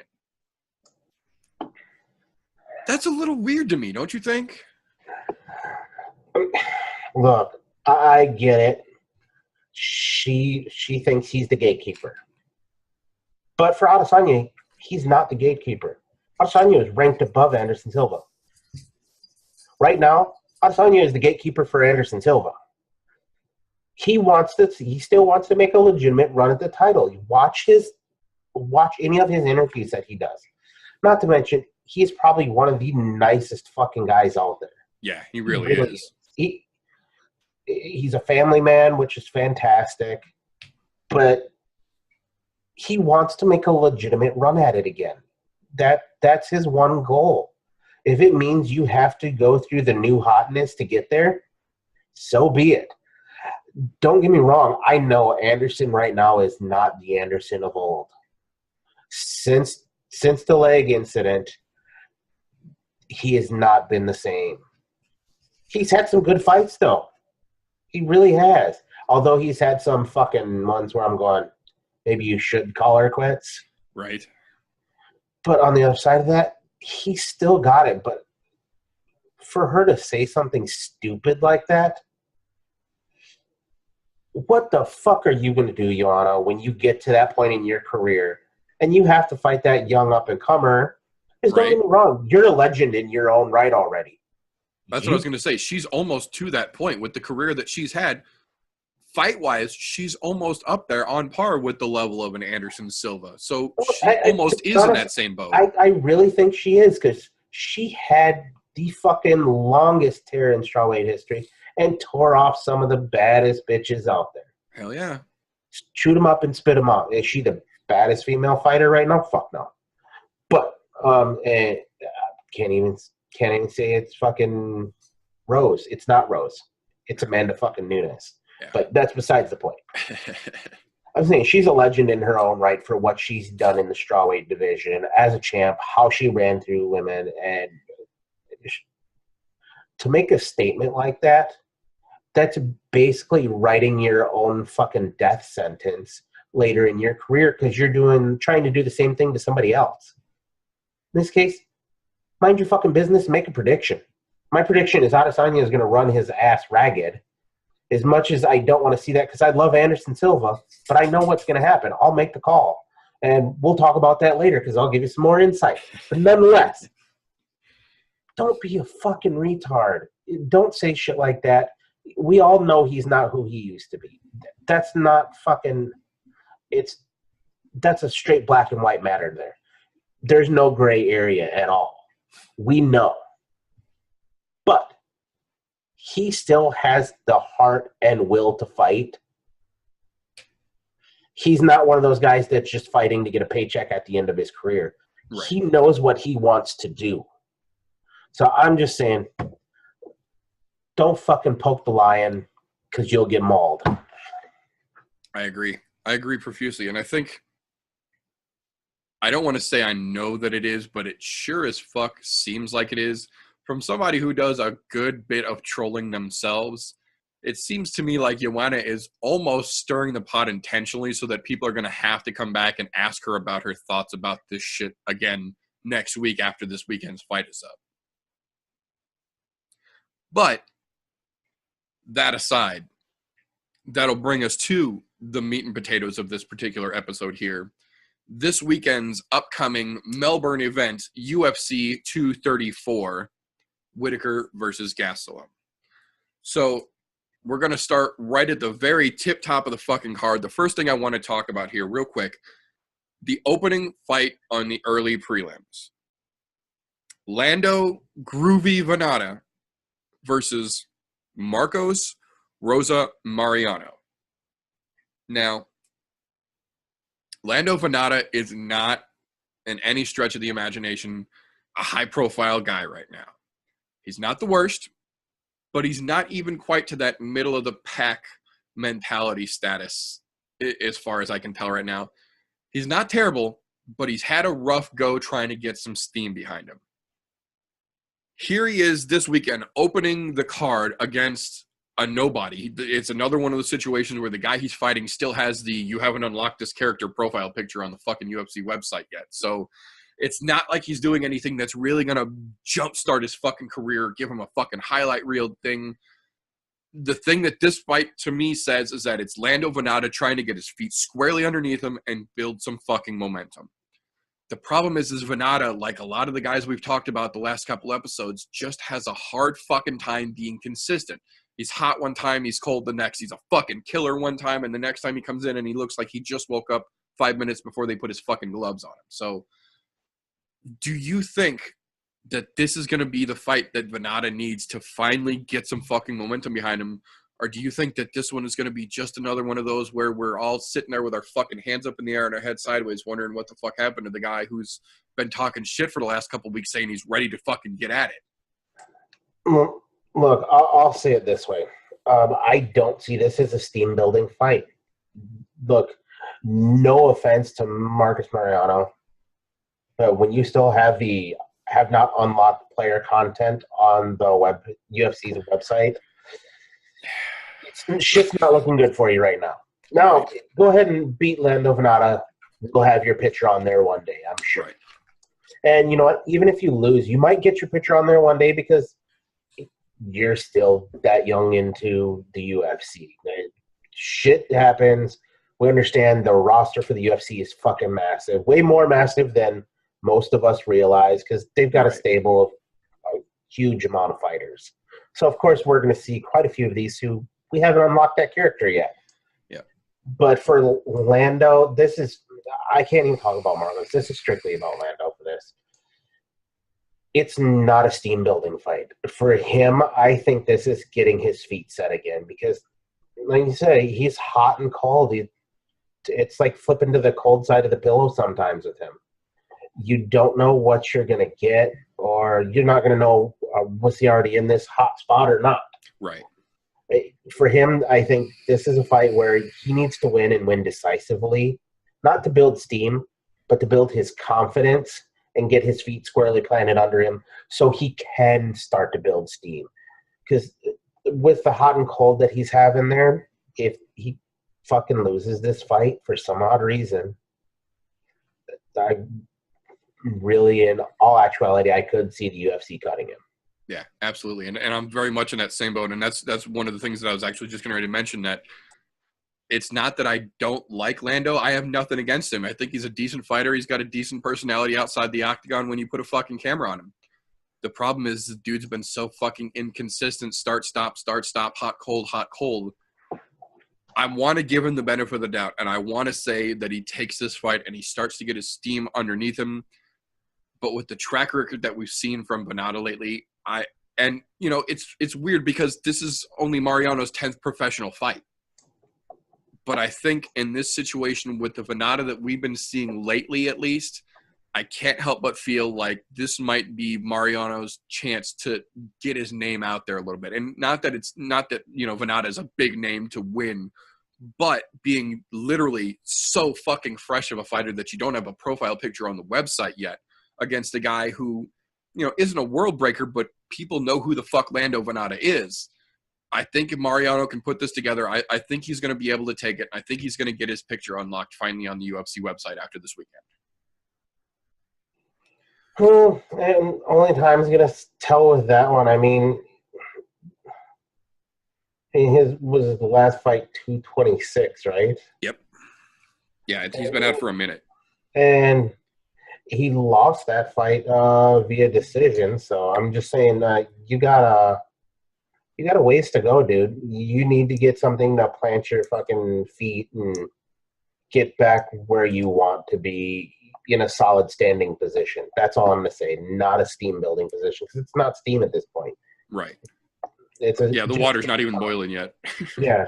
You're starting with cold water here, dude. That's all I'm saying. You at least need to warm it up a little bit. I agree. So the next one I want to talk about here, the following fight on the early prelims, this is another one of those situations where I was talking about earlier. I'm not really a fan of the Dana White Tuesday Night Contender Series because they're just not, for what they're trying to be, I don't feel like they're bringing up as much talent as they think they're going to be bringing up. That being said, we still have guys like Johnny Walker who came out of there who's still has got potential, albeit there's a fucking asterisk next to his name now. He's still got potential. But one of the other few people that I have seen come out of that series who legitimately has a great chance to make a fucking name for themselves is the gentleman that's fighting in this next fight here, Callan Porter versus Jalen Turner. Now, Jalen Turner, relatively new to the whole MMA scene, but this kid is fast, this kid is smart, and he's got some potential. I feel like even though this is another one of those situations where Porter still doesn't have the – or is it Porter or Potter? Potter, excuse me. Kelvin Potter. I apologize. Potter still doesn't have that fucking profile picture on the UFC website. He's still one of those unlockable characters right now. But I believe this is Jalen Turner's first actual UFC fight outside of the Contender Series. And I feel like this could be a chance to get some spotlight on a guy from that Tuesday night series who's got the ability and the potential to be a rising star in the UFC if he doesn't get the big show jitters, because this is going to be the biggest fight that Jalen Turner has ever had crowd-wise. There are more eyes going to be on him physically in person this weekend in Melbourne than he has ever had in any fight he's ever put together. So I think what it really comes down to for a potential point of view, for a potential win point of view rather, is can Jalen Turner get out of his own head and block the spotlights of the fucking crowd and do what he did on the Tuesday Night Contender Series in front of the big audience so that people can see what he is capable of? Or is he going to do like we have seen so many other young fighters do, and that's get in the ring thinking that you're ready, and then you see all the flashes and you hear Bruce Buffer announce your fucking name, and you see that wonderment just glaze over their fucking face, and it carries into the fight, and they just can't ever get back on the right foot, and they end up getting their ass handed to them in their debut, much like a Max Holloway did with a Conor McGregor during his UFC debut. The lights and the shine got to him, and he talked about it, and then your opponent has that advantage because they're not worried about the crowd. They're just worried about punching you in the fucking face. So although I think Jalen is a young fighter here, I feel like the team that he's got around him should have, hopefully, prepped him enough. And I think this is going to be the time that we see Jalen Turner start to make a little bit of a I'm here kind of motion. I think Turner takes it, but I don't think it's going to be an easy thing. I think he's going to have a little bit of the shock and awe hit him. I think it's going to be a little bit of a back and forth, but I think Turner's going to be able to take this and hopefully put a positive light onto that Tuesday Night Contender Series. I think you're right there to a point, but it'll come to one other thing that I also think here. One, the shock and awe of being in the UFC on the biggest stage there is possible. It's fucking there. So that can change the entire outlook of the fight right there on itself. However, there's one other thing that if you look up his stats at all, his average fight time is for, I think it's around 3.5 minutes, if I'm not mistaken. Yep. So if Potter can take him into deep water, how's he going to hold up because he's only been used to fighting in the first round? Very true. That would be the only other caveat I could see to that. Even if he's holding his own through the first round and round and a half, once you get late into the second round and deep into the third, is his cardio going to hold up because he hasn't really been there before? That would be the only other caveat I could see to that. But to be honest, just by watching the Tuesday Night Contender Series with him on it, he has fantastic potential.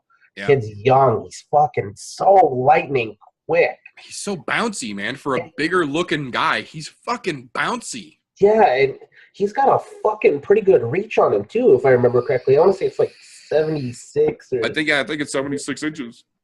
Yeah, he's got a big old paw span. So and at that division, that's fucking a good solid length there. I'm just saying, and for quick as he is, he kind of, because of his, maybe it's his body type that I see here, but not his fighting style, but his body type. He reminds me of a young John Jones with the way his limbs are, because he's got those long limbs where he can really put that to good use. Yeah, he is a long, bouncy guy, and he's got pretty good reach usage. So yeah, I could definitely see that comparison. So, I mean, from what I've seen of him, he could do fantastic fucking things. It's all going to come down to how do the lights hit him? How does Bruce Buffer going? I'm in the blue corner. Yeah, Right. Once that happens, whatever you do, please do not fucking fist bump Bruce Buffer. You signed your death warrant when you do that so many fucking times. But I really think he's going to end up taking this fight because the way he looked on that fucking Contender Series, if he can put it all together just like he has been, and to be honest, it probably won't go out of the first round if that's the case. If the lights don't get to him, it won't go out of the first round. I agree completely. That kid, if he can keep his head on square, I think he can finish this in round 1. And you know what? I'm going to go ahead and say it now. Lando Venata, he's going to show you what getting ahead of steam looks like. I hope so. I really do. Because just watching his early stuff here, he looks like the kind of fighter I want to watch. He's the kind of fighter I want to see in the UFC do well. Get up into there, even if he's in that middle of the road category where he's maybe hovering close to the 15 spot or something like that for a little bit till he really gets his feet under him. Right. I'm perfectly all right with that because he looks like he's just a couple of fights away from that switch just flipping on and going. I mean, you can already tell he's got a good fight IQ, but it's only going to get better. Yeah, absolutely. So there's really only one fight on the flyweight, fucking brain scattered, on the prelim card that I want to talk about. But I do want to take just a second here. Kia Kara France. He's been talked about quite a bit. He's been on cards. He's been off cards. They've put him back on this card on the prelim, and I'm happy to see that because that's another kid who's got a good potential, but they haven't been able to figure out what the fuck they want to do with this poor kid yet. So I'm not even going to talk about his fight because he's fighting another one of those fucking still doesn't have a profile picture guys. But the fact that they managed to get him back on this card and give this kid a chance, I think that guy is another up-and-comer that people are going to want to keep their fucking eyes on. But the one fight that I do want to talk about on the prelims, speaking of bouncy, crazy motherfuckers, Teruto Ishihara. Holy fucking shit. This dude reminds me so much of an Asian Demetrius Johnson. It's not even fucking funny. Because the guy, he's in and he's out. You throw and he's gone. And when you're looking this way, he comes at you with a flying armbar from that fucking way. He reminds me of almost like an Asian Rey Mysterio Jr., for lack of a better comparison. The guy is so fucking quick. He's so bouncy. He's got so many different acrobatic aerial type of moves. He just really hasn't had a lot of ring time in the UFC. And he's fighting a gentleman, I know I'm going to butcher this, but I'm going to try it anyway. Kang Kyung-ho? The guy's 14-8. He's not a nobody. He's not a slouch. He's got some experience. But Ishihara has been out for a minute. So my concern here is that while I love Ishihara, that dude is one of the most entertaining fucking fighters you will get a chance to watch. Is he back to where we want to see him, or has he had a little too much time off, getting rusty on the sidelines? Because he has had a tendency to be a slow starter, and in Ishihara's fights, when he's the slow starter, more often than not, he loses because he just can't get that fucking momentum back. But he's coming into this one, and he's bouncing, and he's screaming, and he looks like the fucking Ishihara that everybody has been worried about when he's come into a fucking ring. I don't want to put the fucking jinx on him, but from what I've seen and from what I hope, I think this is going to be Ishihara's chance to put his name back in that moving up the mountain category. I think he's going to take this win. I think it's going to be fucking spectacular. I'm hoping at least. And I think we're going to have a bounce fest for the end of the prelims going into the main event here. Yeah, I hope you're right. Because you're right. He does seem like a Demetrius Johnson. The way he's bouncing all around. On the other side of that, though, look, there's many people who just say this, but they say, I'm going to say it, ring rust is real. I don't give a fuck who you are. Absolutely. I mean, even look at, I'll even say this, even Jones fighting Gustafsson, you could still see the ring rust there. Yeah, there was definitely a little bit there. You could see it. He still looked good, but the ring rust is a real thing. I'm just saying it's a very strong possibility that it could affect him. However, don't get me wrong, there are those naysayers say ring rust isn't real. If you're in the gym training, you don't get ring rust. You don't get ring rust from fucking training. You get ring rust from not fighting. Right, because like they say, the ring in your gym is not the same fucking ring that 35,000 people are sitting around. And while you might have practice in the ring, it's not the same ring. And it's not even that portion of it. There's not somebody that's actively trying to kill you in the ring. Right. You've got a guy that's sparring with you that might go, if they say 70%, go 80. Yeah, I get it. Those ones will happen, but it's not the same because there's not somebody coming out there with reckless abandon trying to injure you, put you to sleep, knock you out. It's a completely different beast. So it's all going to depend on how he managed the time off, I think, as well as how he starts. Because, like I said, he's a slow starter. I think his average fight time is something like it's like end of the second round, beginning of the third. Yeah. Usually. And because of that, those are from his losses. For those long fights like that, those are his losses where he started slow. So it's going to depend on how he starts and, to be honest, how his ring rust affected him. I agree. I hope he's got his shit together because Ishihara is a fucking entertaining fighter. And if he's got his fucking I's dotted and his T's crossed, this is going to be a hell of a fight. And here's the other kicker to this. Look, you have when it comes to fighters from countries outside of the U.S., you have two of my favorite countries fighting right now, Japan and South Korea. Yeah. Both of them are known warriors. They are gamers. They will go and tell fucking they're unconscious, sleeping, or somebody has to be pulled off of somebody because that's their mentality there. And I think it's going to end up being a barn burner, to be the truth. I don't think we're going to know who's going to win this until it's fucking over. Right. As much as I would like to see Ishihara win, because to be honest, I like a bouncy samurai. Hell yeah. But I don't think I don't foresee this being a lopsided victory one way or a lopsided loss one way. It's going to end up being a barn burner, in my opinion. Which I'm okay with as well.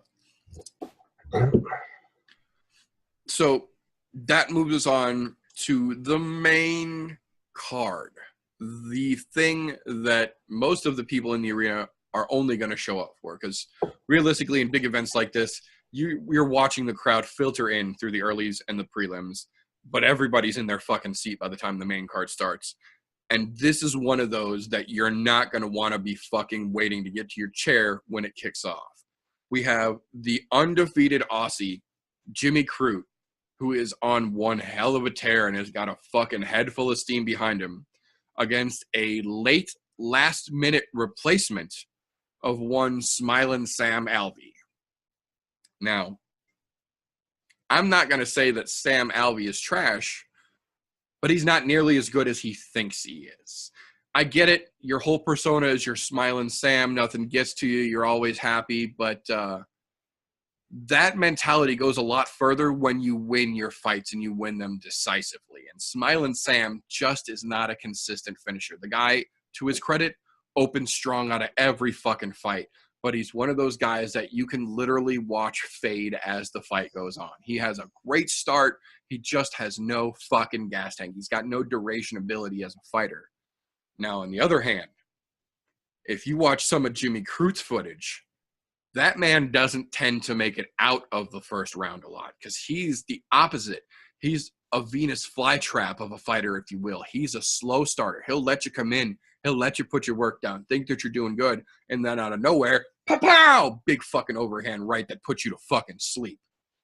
The thing that I like the most about Jimmy Crute is that while he's known for having a fucking right hand that will send you into the next fucking ring, he's also got a great fight IQ. He's a very smart defensive fighter that helps him set up those big fucking shots. So in this situation here, the original fight would have been great, but I think with the last minute replacement of Smiling Sam, this actually, in my opinion, gives Crute a better chance to put on a display of what he is capable of. Because even though Smiling Sam's going to come out blazing from the get-go and fade out, the kid's got a fucking chin on him. The dude can take a fucking punch. He's taken some big fucking shots from some big guys. But he was also, in most of those situations, fighting guys that fought very similar to his style, where it wasn't the first round where they're taking the big shots. It's the middle of the second. It's the middle of the third round when everybody's starting to slow down and you're getting those desperation haymakers, if you will, getting thrown. And more often than not, that's when Smiling Sam gets his fucking grin clipped and knocked the fuck out. So this is a situation where I feel these styles, even though it was a last-minute substitution, I feel like these styles are going to match up for an interesting fight here, because Smiling Sam's going to try and come out and he's going to try and put it on, but Jimmy Crute's going to come out there and try and lull him into a sense of false security, almost boa constrictor-like. He's going to let him think that he's okay, and then he's just going to come in and wrap the whole fucking fight up, and he's going to try and put it down. In my opinion here, Jimmy Crute leaves Saturday night with the 0 in his loss column still intact. I think Smiling Sam gets put away late in the first, possibly early second round. You know, I think you're exactly right. And I don't know if you've caught any of the little vlog videos that they've been putting out here lately, but I think I know what Sam Alvey's biggest problem is. Himself? No, it's not. This is where I think his biggest problem is. And I don't have a problem with this at all. Not by any means. Because I feel the same way when it comes to this type of thing. His family. He even said it. I bring all of my kids to every one of my fights, except for this time because it's too long of a plane ride for a couple of them. Right. I get it. But I get it. You're a family guy. There's nothing wrong with that at all. But at the same time, you're a professional fighter.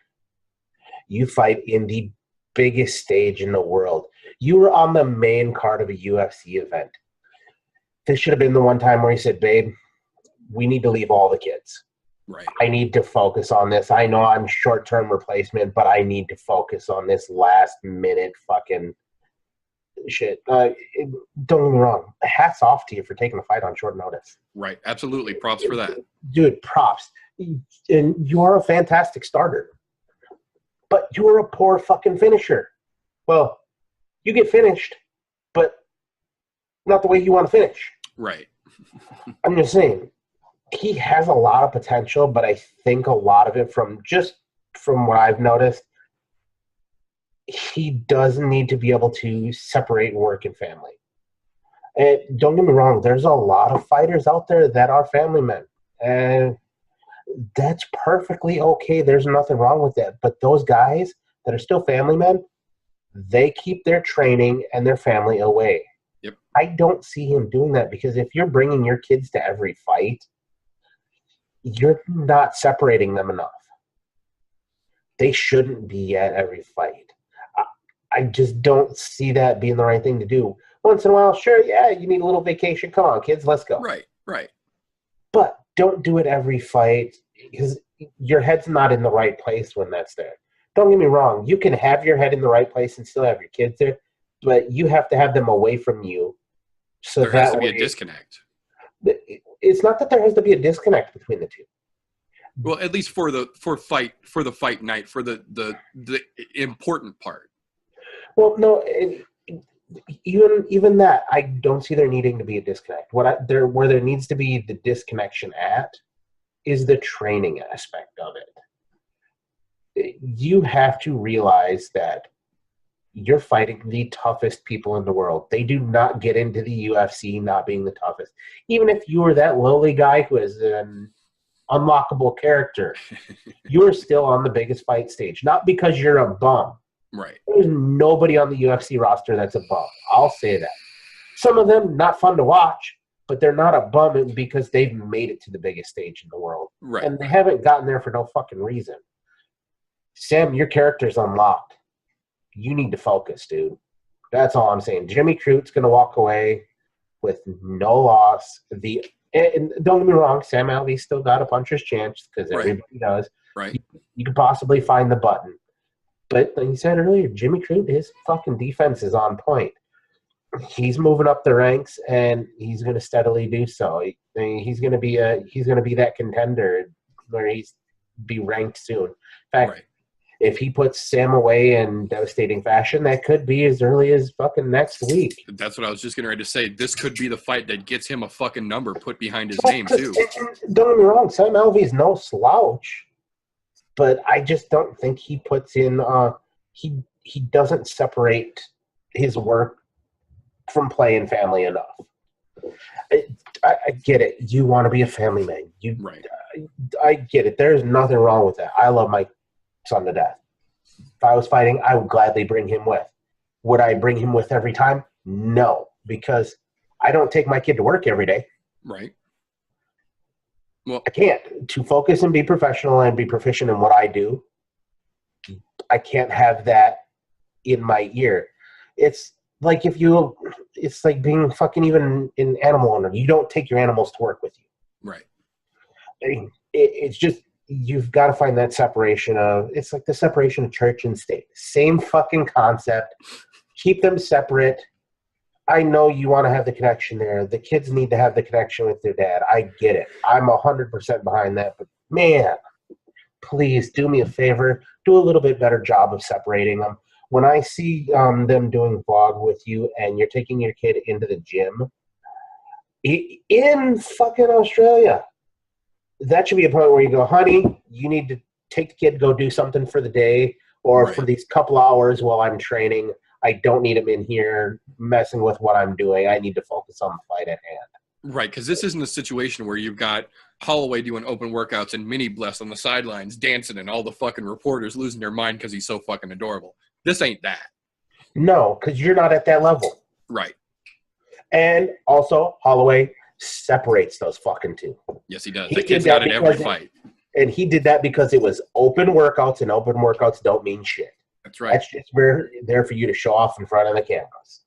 So, well, and to your point as well, Smilin' Sam, I don't know how many people know this or not. Smilin' Sam's, it's not his head coach position, but he calls it the main cornerman position, is his fucking wife, who is not a fighter, who is not a coach, who has no fucking reputation or established fight dominance or fight expertise to warrant being in that position. She's just Sam's wife. Now, I'm not saying she doesn't have any fight experience. I'm not saying she doesn't know what the fuck she's doing. But that's not the same as having a fucking Matt Hume in your fucking corner. You're keeping, exactly like you said, you're keeping your family too close to your fight game, too close to your job here, I think. Yep, the same concept. Look at it. Let's go this route with it. Look at a fucking truck driver. There's a lot of truck drivers. We both have a really good friend who is a truck driver, has a beautiful family, daughter, wife, the whole 9 yards. But he's got the two separated. Yep, they don't get in the truck. Put them in the truck. He goes, does his job. He comes home when it's his time to come home. And that's right. That's what he does. Same concept there. It doesn't matter what you're in. That's all I'm saying. Just learn to separate the two a little bit better. I think you'll be a better fighter for it. And you know what? Maybe after you take this loss to Jimmy Crute and you've finally separated those, you'll get a rematch with him to try to avenge that loss. Very true. That's a definite possibility. Also, shout out to DTF. Yes, shout out to DTF. So, moving right along, the next fight on the main card here, this is going to be an interesting one, in my opinion here. This is two ladies that we have talked about independently a couple different times over the last couple months because they have both put themselves on a fast track to being a somebody in the women's MMA world. And I'm talking about Montana De La Rosa versus Nadia Kassim. Now, the only bad thing I can say about either one of these ladies is that they don't have a lot of UFC ring time yet. That being said, whenever we have seen Montana De La Rosa step in the ring, we have seen fireworks. And the same exact thing can be said for Nadia Kassem. As soon as we see her in the octagon, shit goes crazy. Both of these gals are young, they're hungry, they're both smart, and they're both very versatile fighters. The only thing, in my opinion, that leans this fight even the slightest bit in one way or the other here is Montana De La Rosa's jiu-jitsu. Both her and her husband are fucking great Brazilian jiu-jitsu practitioners. And I'm not trying to take away from Nadia Kassem at all. She's a great fucking fighter, and I enjoy the shit out of watching her fights as well. But I feel like in this particular matchup of two younger ladies, both on the come up, both with good heads on them, both with, a lot of steam behind them, the momentum train is rolling for both of these ladies. I feel like in this situation, Montana De La Rosa is just a little bit more of a well-rounded fighter as a whole. She's got more of a total package, whereas Nadia doesn't quite have that same full picture. She's still got a good fight IQ. She's quick. She's got a good reach usage. But I don't think she's got quite enough to take the trouble that Montana is going to throw at her. I feel like this is going to be a fireworks fight. It's going to be exciting as shit. But I feel like Montana De La Rosa is going to come away with the W here so she can rub it in her husband's face like she did the last time that they fought a week apart from each other. Oh, I like how you put that little jab in there. That's fantastic. No, you're right. Both of them have a fucking potential fast track to the fucking top right now. Fucking De La Rosa's been on a fucking tear every time she steps in. So is Nadia Kassem. She's still got a 0 in that loss column, which when I look at that right there, the zeros in the loss column, that always, when I look at a fighter with a 0 in a loss column, especially as a pro, that makes me have this one little thing where they have that,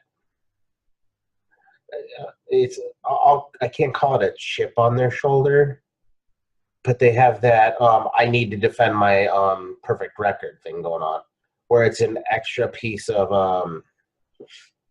what's the word I'm looking for? An extra piece of stress that I don't think they need. Do I think that's going to affect her at all? No, because she's still young into her career. If I'm not mistaken, she's 5-0 right now, if I remember correctly.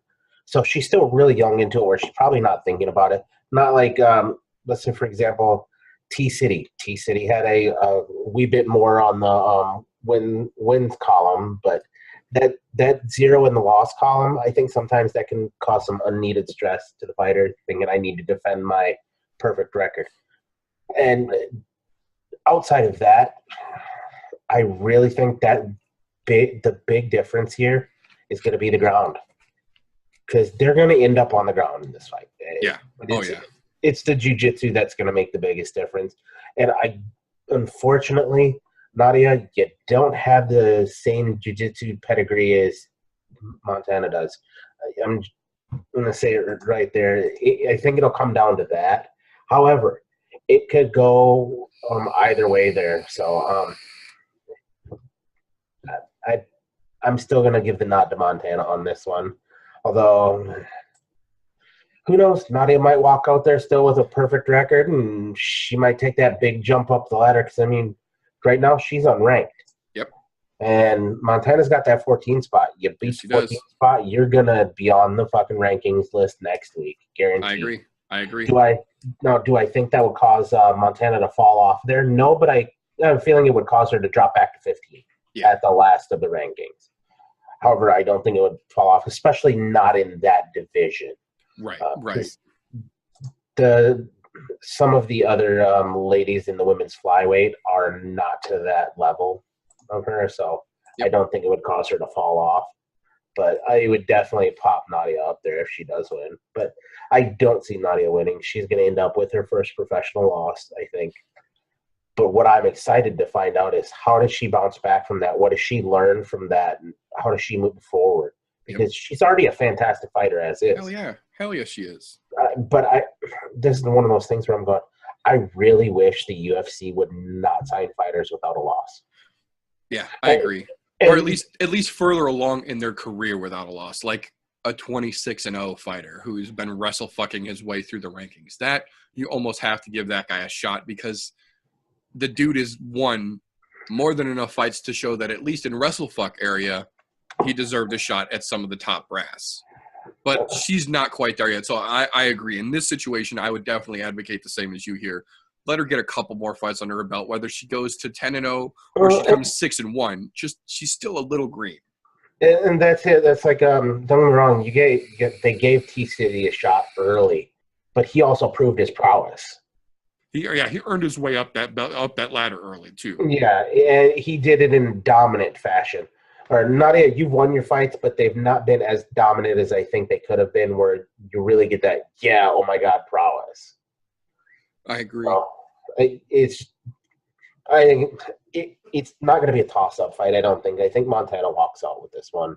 Yeah, purely on the BJJ aspect, I think she's going to end up submitting her. I would love to see it, especially coming off of another submission victory last time, to follow it up with another submission victory this time. I think that'd be a great fucking definite ego booster, rightfully so. Oh, not to mention it, she finishes her with another submission. That's a huge bump up the rankings because finishing opponents, hey, to get you bumped up. And the thing is, even though she's just outside of the rankings right now, Nadia is. She's just outside. So that still could give Montana a big boost up-wise. I agree. I agree profusely. So the next fight on the card here, it's on the main card, so it deserves a mention. I'll give him that much credit. But it's a fucking head scratcher for me. It is, and this is another one where I'm going to butcher it, but I'm going to try it anyway. Ronnie Yaya versus Ricky Simon. Who? I just want to say you did pronounce Simon correctly. Well done. Okay. I was hoping I got part of that right.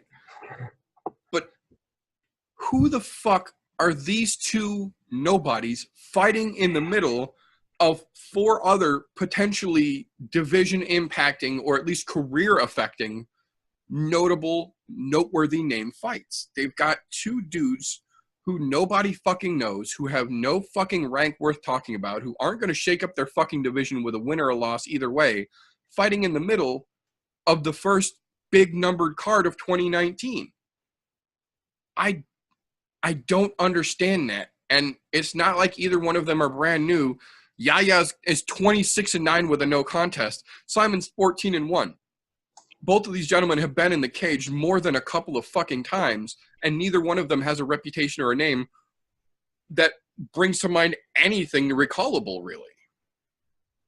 I feel like this is one of those filler fights that they could have put on the fucking early prelims and put fucking Lando Venata as the opening card on the fucking main fight. He had a fucking last-minute substitution for the main card, or the first fight on the main card with Jimmy Crute and Sam Alvey anyway. Why keep a fucking nobody fight in the middle of this fucking card when there's other fights on the earlier cards for this event that could have taken this place and made it a more well-rounded card, in my opinion? Well, and here's the question is, why is the light heavyweight bout before all of these? Right? Shouldn't that bantamweight fight be before that? Yeah, you would think, since most cards, as far as what Dana says anyway, is that the order of a main card goes by the weight class. Yeah, and they've got it fucking backwards here. Yeah, they got the heavy guys opening the fucking thing, and then the 185ers closing the shit out. And I'm just saying, you know what would have been a better fight on the main card? Anything? Japan versus South Korea. Absolutely. That Ishihara fight would have made, and I tell you what, maybe not a better fight than Crute versus Alvey, but I think maybe a more exciting fight to open the main card with than Crute versus Alvey. Bump them down to second fight. Let Ishihara open that shit up with fireworks. Well, yeah. Put Crute and Alvey as the second fight on the main card. Yeah. Get rid of this Yaya and Simon. Put them on the fucking prelims on ESPN. And I would be all right with that. Because, to be honest, don't get me wrong. Okay, Ronnie, you're ranked 15. You're 15 in the bantamweight division. Right. There's a lot of fucking heavy hitters above you. A lot. 14 to be exact. Yeah, 14 to be exact. Well, technically, if you want to get technical, you mean 15. I was going to say 15 counting the belt holder, yeah. Yeah. So I'm just saying, and then Ricky Simon, don't get me wrong, he's 14-1. He obviously deserves a shot, but I don't think the main card is the spot for him. Because if you look at his record, there's no notables on there at all, or anybody that you've seen even climb into the rankings that he's beaten. Exactly. And that's my only problem with this fight. I'm not saying that this fight doesn't need to be made. I'm not saying that this fight doesn't deserve to be on a pay-per-view event. What I'm saying is that this fight doesn't deserve to be on the fucking main card. Yep, and that's all I'm going to say about that fight, because it really doesn't. It's one of those, oh, fuck, we need to have another fight. Right. Bam. Oh, there you go. Bob's your fucking uncle. That's all I can call that. I agree. And to that point, I'm not even going to pick a winner here, because this fight, honestly, not to be disrespectful to both fighters, because like you said, there's no bums in the fucking UFC. If you're there, you earned your way there. But this fight is so fucking insignificant, I'm not going to pick a winner here, because realistically, it doesn't fucking matter which one of these gentlemen win. No, because it's not going to shake things up one way or another. I mean, the only thing it might shake up for Ricky Simon is if he wins, he might be ranked 15th. Right. At best, it's going to put a guy at 15th place. At best. And that's being optimistic here, because we both know how the MMA rankings go. Sometimes a win doesn't mean a damn thing as far as they're concerned. Nope. And the guy might lose, still be ranked 15. Yeah, exactly. So that shit show aside, that's going to bring us to the co-main event here. Now, the thing that I will say about this card, whether they put it together this way on purpose or whether dumb luck happened to let it fall into place this way, this is a great fucking representation of how to put together a main and a co-main event. These are four gentlemen in the 185-pound division that are at the top of the fucking stack. Granted, I don't necessarily agree with the matchup in the main event, but I can understand where it's coming from. This fight, on the other hand, the fucking co-main event, has me legitimately more excited than the main event does. And it's not just because of the potential outcome, because both of the gentlemen in this fight have been told by Dana that the win Saturday night gets them the next title shot at 185, regardless of who holds the belt after Saturday night. That is huge implication-wise for this division. But the thing that really makes this fucking fight, in my opinion, is who the fuck it is. This is Israel, the last stylebender Adesanya, versus Anderson, the Spider, Silva. This is what many, much more reputable people than myself have been calling the old guard versus the new guard in the most literal sense of the phrase. Israel Adesanya, who, to his credit, makes a point to tell people he is not the new Anderson Silva. He is the current Israel Adesanya. I like that. I like that a lot, because I have been so fucking vocal on and off camera about Israel Adesanya's career since there was even rumors that he was going to get picked up by the UFC. Because if you go back and watch this kid's fights, he's like the Floyd Mayweather of MMA. He steps out. You can't fucking touch him. And then when he comes in to go on the attack, he's in the fucking matrix. This dude sees angles that you don't see until it's too late. He moves in ways that you've never fucking seen before. And he is very, very reminiscent of and in his prime Anderson Silva. Just the way that he moves, the way that his unconventional striking is so fucking effective. And then on the other side of the octagon, you have the man himself, Anderson fucking Silva, who, if you've watched the embedded vlogs, is in great fucking shape. But he's in great shape because he's had 18 months off due to a fucking steroid suspension. The last time we saw the Spider in the octagon, granted he didn't look terrible, but it turns out it was because he was on the fucking juice. And he got caught, he admitted it, and he served his time. Now, I'm not one to say you shouldn't get a chance at redemption from a situation where you were in the wrong and you owned up to it. But on the other side of that, this is one of those things that we were talking about, where how much are your steroid use going to impact your overall ability, because the fact is he wasn't suspended for being a bad fighter. He was suspended because he was on fucking steroids. Now, I will give this caveat. The man is 43, getting ready to turn 44 years old.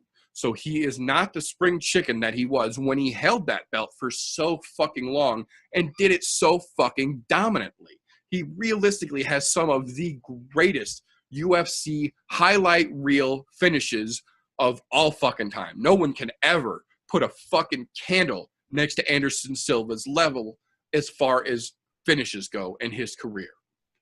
The problem is, between being 43 years old, coming back off of a steroid suspension, which shows that you thought, at least to some degree, you needed a little something to help you keep competing, and then you put that up against an up-and-comer like Israel Adesanya, who is so fucking dynamic, has such a great fight IQ, has such a fucking fight school level of example. Like, you would use him as an example in a fight school situation to talk about perfect use of reach, both in throwing and in dodging, and watching this motherfucker just get punches and kicks flung in front of his face without touching him so fucking often.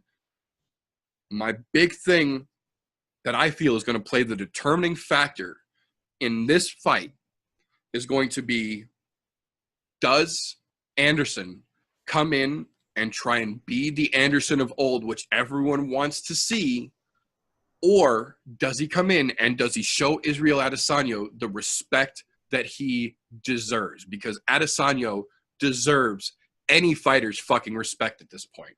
Because Anderson said Tuesday, I believe it was, when they were doing the early non-official press circuit, that if he comes in and he loses to Adesanya, he's going to lay his gloves down in the middle of the octagon and he's going to call it a great career with no regrets.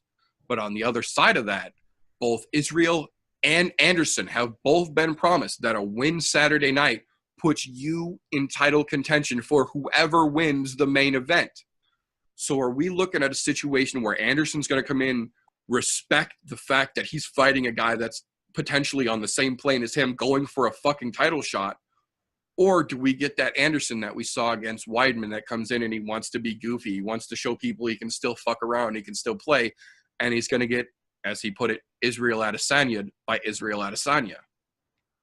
As much as I love the Spider, I have a feeling that this is going to be the night that he's going to come in, he's going to get too cocky, he's going to be too playful, and Adesanya is going to put him the fuck down, and we're going to see Anderson set his gloves in the middle of the octagon and call it an end of a Spider career. I'm going to have to, to a point, I agree with you, but on the other side of this, there is a point where I wholeheartedly disagree with that. And this is the reason behind that. Anderson wants the belt. I don't foresee him going in there acting all crazy, Chris Weidman, fucking hands down at his sides, doing this shit in front of me, putting his chin out there to get touched. No. He knows, because he's been beaten a couple times since then, too, that he's got to put in the work. He's got to focus. He can't be that same person. Now, the other side of this, that Israel Adesanya, guess what? You are Israel Adesanya. However, you are Anderson Silva as well. Yeah. And I'll say it. I know you don't like to hear it. It is what it is. But you know what? There's some really, really strong video evidence that shows a lot of the movements are exactly the same. A lot of the angles that you find are the same. Mm-hmm. A lot of the way you're dodging and moving and the unconventional nature. Yeah, the unconventional nature, the fight IQ. Here's the kicker with this. You both can do both of those things. You know what to look for because you do those things.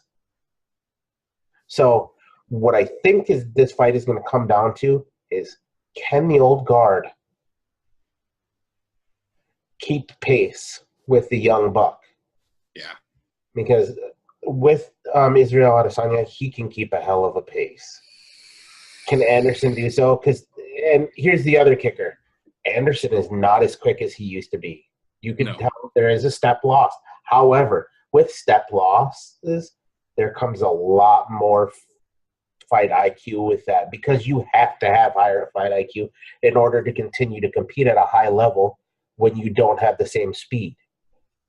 And that's just a given. He's always had a fantastic fight IQ, which is why he was able to clown in so many fights and win them decisively. And here's my favorite prime example when it comes to him doing something that nobody else did for such a long time. That front kick up the middle. He was the man who ran the show with that front kick up the middle. However, watch Adesanya. That's in his repertoire. You know why? Because he learned it from Anderson Silva, whether he says it or not. How many people did that work on? I'm pretty sure, if I remember correctly, he KO'd Machida with that same front kick up the middle. Yeah, he got Vitor. Vitor was the highlight reel, and then Machida was the big, oh shit, where he did it again, and people should have known that it was coming. Yep, and so both of them know that could be that kick, and it's still there, and it's still going to hurt like a motherfucker if he catches it. Fuck yes, it will. For me, I don't want to pick a winner for this fight. I'm going to, but I don't want to. It's going to come down for Anderson. For him to win, he needs to be, like you said, respectful on his game and be able to still move and see those angles coming that he knows are coming, because he throws them. For Adesanya, he's just got to be Adesanya. That's it. And he'll win the fight. I agree profusely. I don't agree with the odds that they have it listed at right now. Well, to be fair, Vegas odd makers generally aren't really fight fans. Vegas odd makers, to their credit, are generally more interested in who the fans react to versus who is more likely to win from a fighter's point of view. Exactly right. However, from looking at this from somebody who's an avid fight fan, I think those are poor odds. I don't think they should be that far spread apart. Because this fight could still be a toss-up.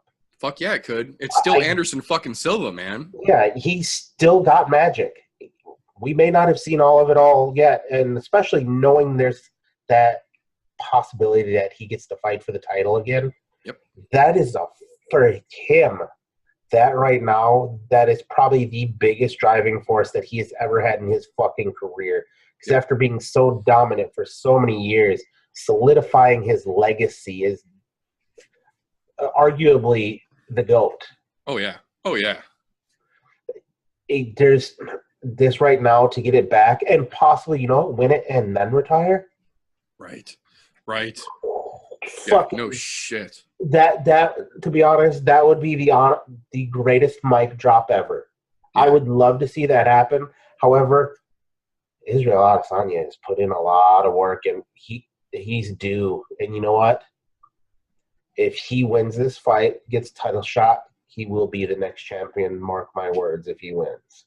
That kid, and it's funny because even as much as he has already shown, people still, for whatever fucking reason, doubt Adesanya. If you go back and watch any of that guy's fucking footage on any of his old fights, that dude is a motherfucker of motherfuckers, man. He's smart, he's quick, and he's got a fucking brilliant fight IQ. I think it's going to be a hard fight for Anderson, but I think Israel still takes it. I'm right there with you. Israel takes it. However, I wouldn't be surprised if Anderson won either, though. Yeah, absolutely. Absolutely. And I will put that asterisk up there. I absolutely have 99.9% faith that Israel takes this. But the other 0.1% is that it's still fucking Anderson Silva. And it's not that I'm rooting against Anderson. I just feel that with the mileage that he's got, the age that he has reached, and the fucking wars that he has been in already, I think that Adesanya just has enough of an edge that he's going to take it. It's not that I feel he's going to blow him out of the fucking water by any stretch of the imagination. The spider is always fucking dangerous. You know what? I would like to see, which would be kind of fucking epic, I would like to see maybe a little nod to Rio Chonin and have Israel Adesanya catch him in a flying knee bar. That wouldn't be the worst. It wouldn't be the worst. I'm just saying that would be kind of cool to see. I mean, Anderson would be pissed if it happened twice in his career, but right. I'm just saying it's that possibility. Little crazy things happen. However, I'm not gonna lie. If Anderson wins, I'll be fucking stoked. I'm gonna stoked either way. Yeah, that's what I was gonna say. Where I don't know who to root for. I'm rooting for a good fight on this one because I love both of these fighters. I've always been a fan of Spider, even though he did showboat a lot during a lot of fights. But you know what? At the time, nobody could fucking touch it. I was gonna say, to his credit, when it worked, it fucking worked until it didn't. I think the probably my favorite fight of all time was watching him fight Forrest Griffin. Yeah, that was great. Because Forrest Griffin was he was on a tear at that point. And when he came in there to fight Forrest, he made Forrest look so bad. Right. And Forrest was no fucking slouch. Yeah, Forrest wasn't nothing to shake a stick at. Yeah, he was a champ for a reason. That's all I'm saying. Fuck yeah. I really wish this fight would have been Anderson in his prime and Adesanya right now. Because that would have been this could have been possibly the greatest fight of all time if that had been the case. But it's not, unfortunately. I mean, we are seeing an aging Anderson. Yep. My hat's off to Spider and the Style Bender, and shout out to the guys that did the mural there in Australia. Oh yeah, I showed my wife that yesterday. That's such fucking beautiful artwork, man. No matter the outcome of this fight, that fucking mural that they put together was fucking glorious. And anybody who doesn't know it, I'm going to try and get a picture of it to throw in here real quick for the viewers that are going to see the finalized version of this weekend.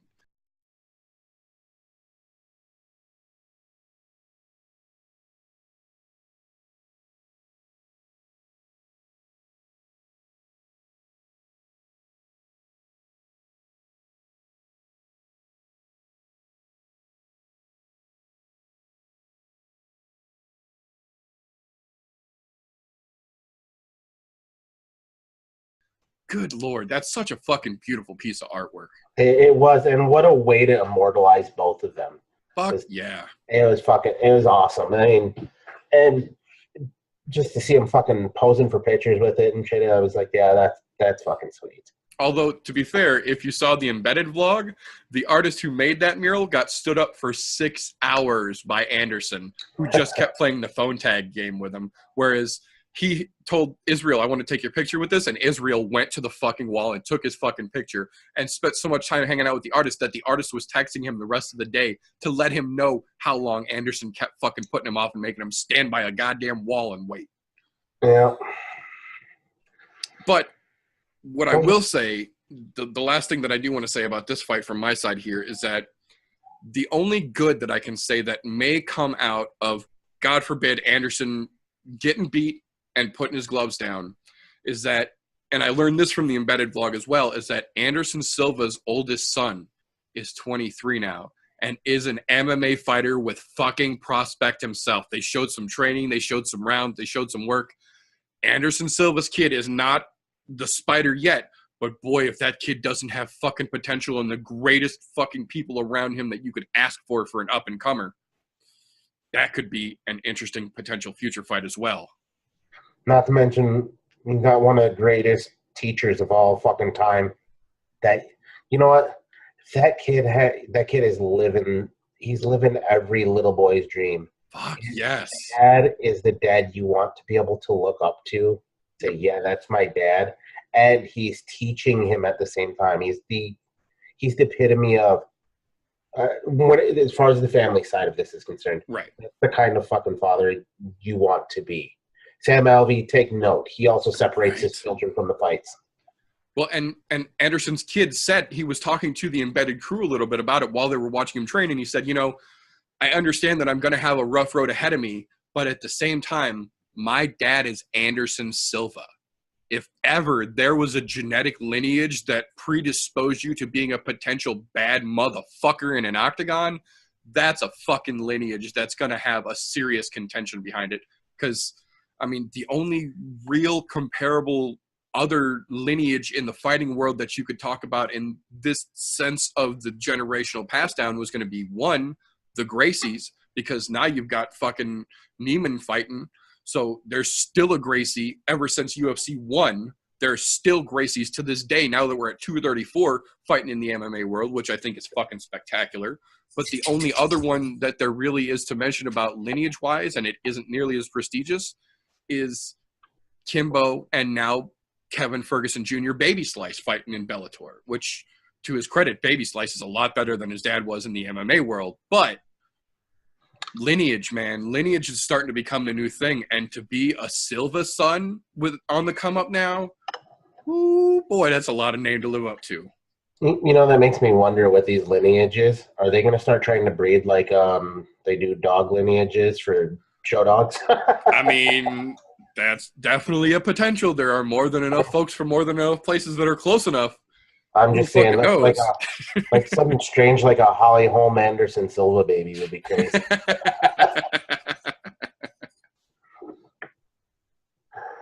Oh, all right. Okay. Trying to get out of that fucking crazy idea. I was going to say. That's not going anywhere. Yeah, with that nonsense set aside, this brings us to the main event of the evening. The 185-pound men's belt is on the line. This is the culmination of the latest and potentially last, from what they've been saying, season of The Ultimate Fighter.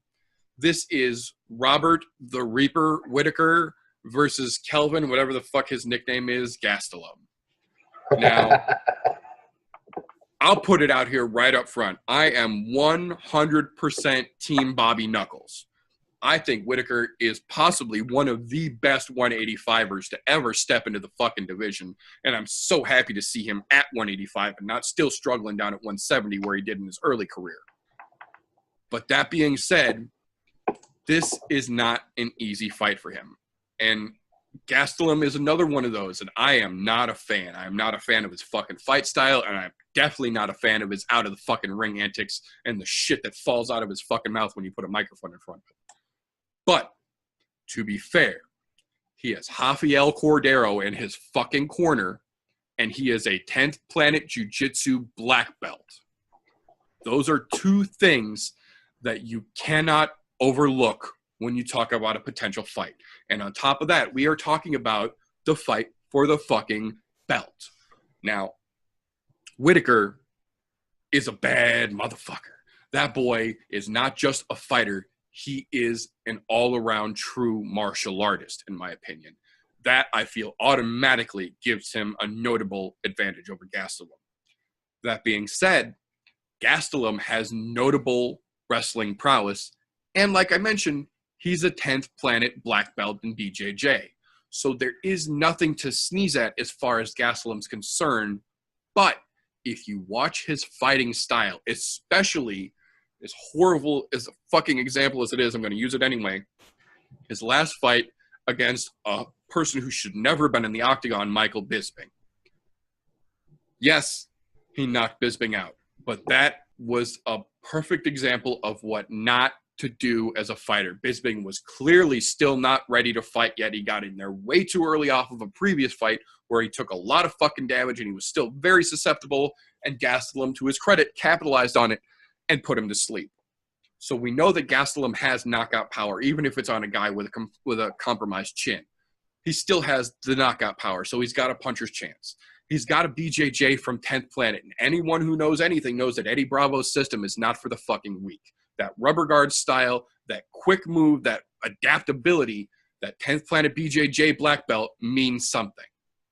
But Whittaker is no fucking slouch. Whittaker's got the wrestling prowess to take on an Olympic wrestler like Yoel Romero and stuff his fucking takedowns. He's got the chin to take shots from the biggest and the best and keep walking through it. And he also has a fucking black belt in Brazilian Jiu-Jitsu because he's got his own fucking school in Australia where he teaches. So if you're looking at style versus style, ability versus ability, they're very, very similar. And the thing that in my opinion here, is going to make the difference in this fight is the mental aspect of it. I feel like in a lot of fights, that's underappreciated as far as looking at the fight objectively.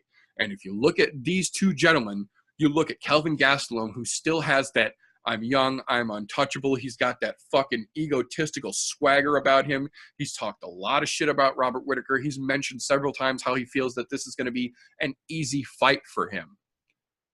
That, I think, is one of the stupidest fucking things that you can do, not only as a fighter, but particularly as a fighter in this fucking situation. You are going against a man who is a dominant champion, who won his last fight with a broken arm and a broken leg against an Olympic wrestler.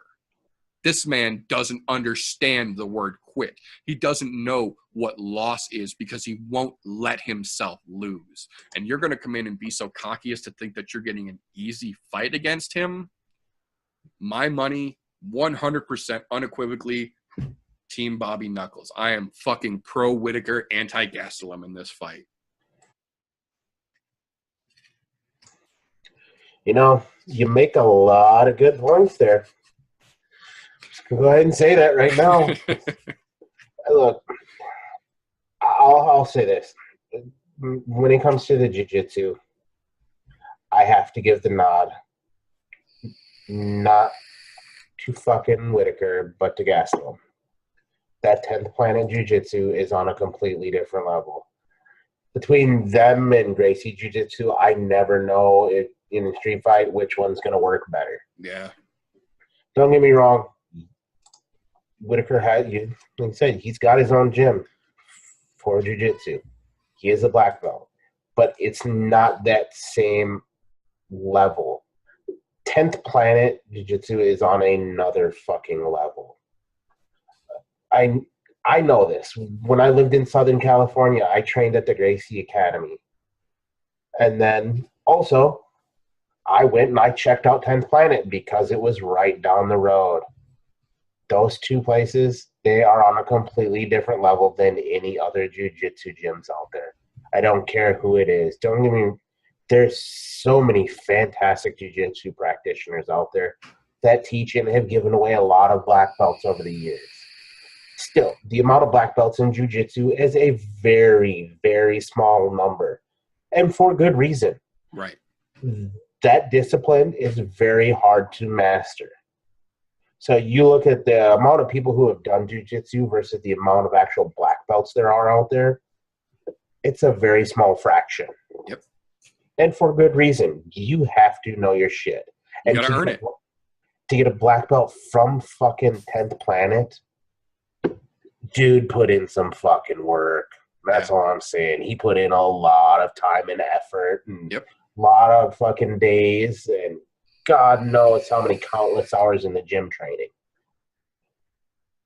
But here's where the biggest difference for me is. I think the biggest difference is going to be the striking. Robert Whittaker striking versus Kelvin Gastelum striking, two totally different levels. Whittaker's striking is so much better than Gastelum. Yes, Gastelum has the knockout potential because he does have the power. He's built for it. Look at him. He looks like a fucking upside-down triangle. Yeah, he's a fucking ice cream cone. That's for damn sure. Yeah, he is. Ice cream cone. I like that. Never used that one before. I'm going to have to add that to the repertoire. But yeah, he's a fucking upside-down triangle.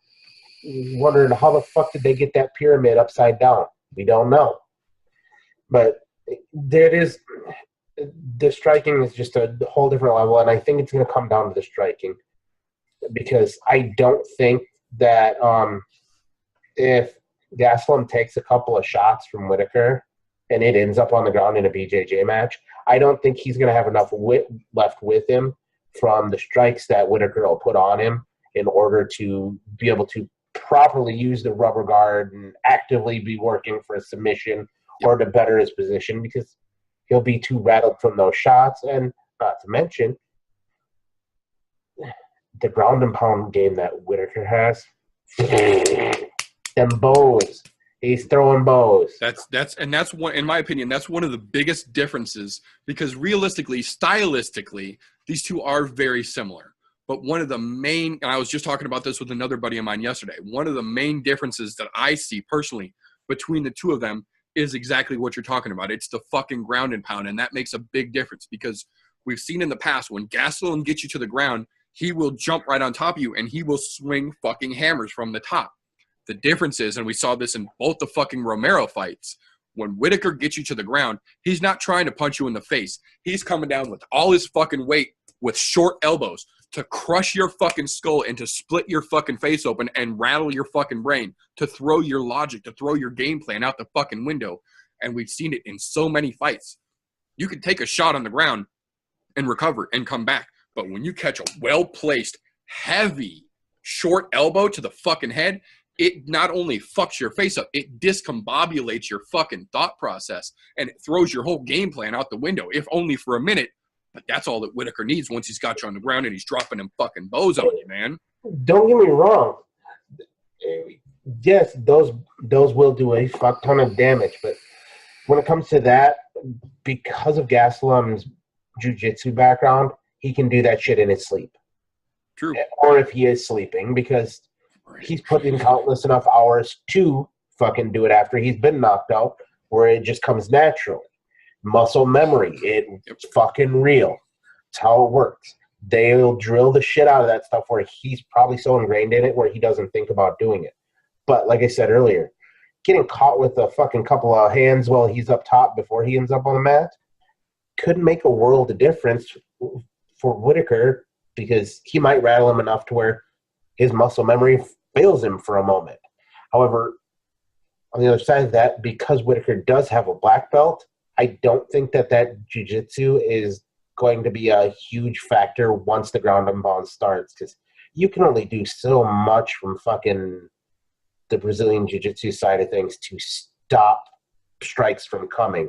I mean, yeah, you can get overhooks on them, but to better your position, let's say if he's in the guard or he's got let's say he's in the fucking guard and he wants to better his position or to stand up or even fucking half guard for a second, he's got to get an underhook, and an underhook from half guard leaves you open to a nasty fucking elbow.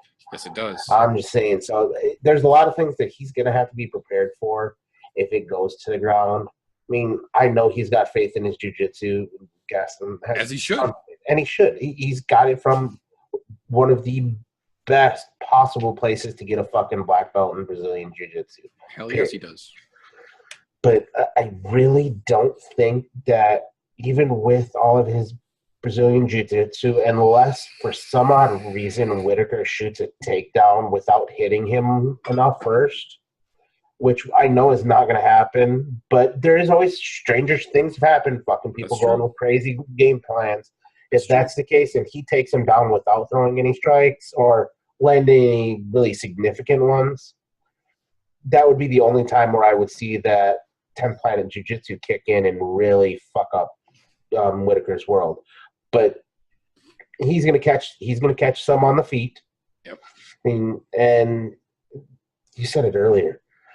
Gastelum has really fucked himself with one major thing. He says this is going to be an easy fight. He's looking past this fight already, which dumbest fucking thing you can do. Absolutely. Look, even John Jones said it. The first time he fought Gustafsson, he was already looking past him. He wasn't training hard. He was out partying. We get all that. But he was looking past him to the next fight already. Almost cost him his fucking belt because of it. It did. It almost cost him. Whittaker's not going to look past you because guess what? He has nothing else in front of him except for to keep what's fucking his. So you need to fucking pay attention and not be looking past him. Oh, this is going to be an easy fight for you. No, it's not. You're going to go into war. If you come out victorious, and I say if because I don't think you're going to, but if you do, you're going to know you were in a fucking fight and went, oh my God, I should not have looked past this. I got lucky with a fucking haymaker. Because I see that being the only way that you win this fight.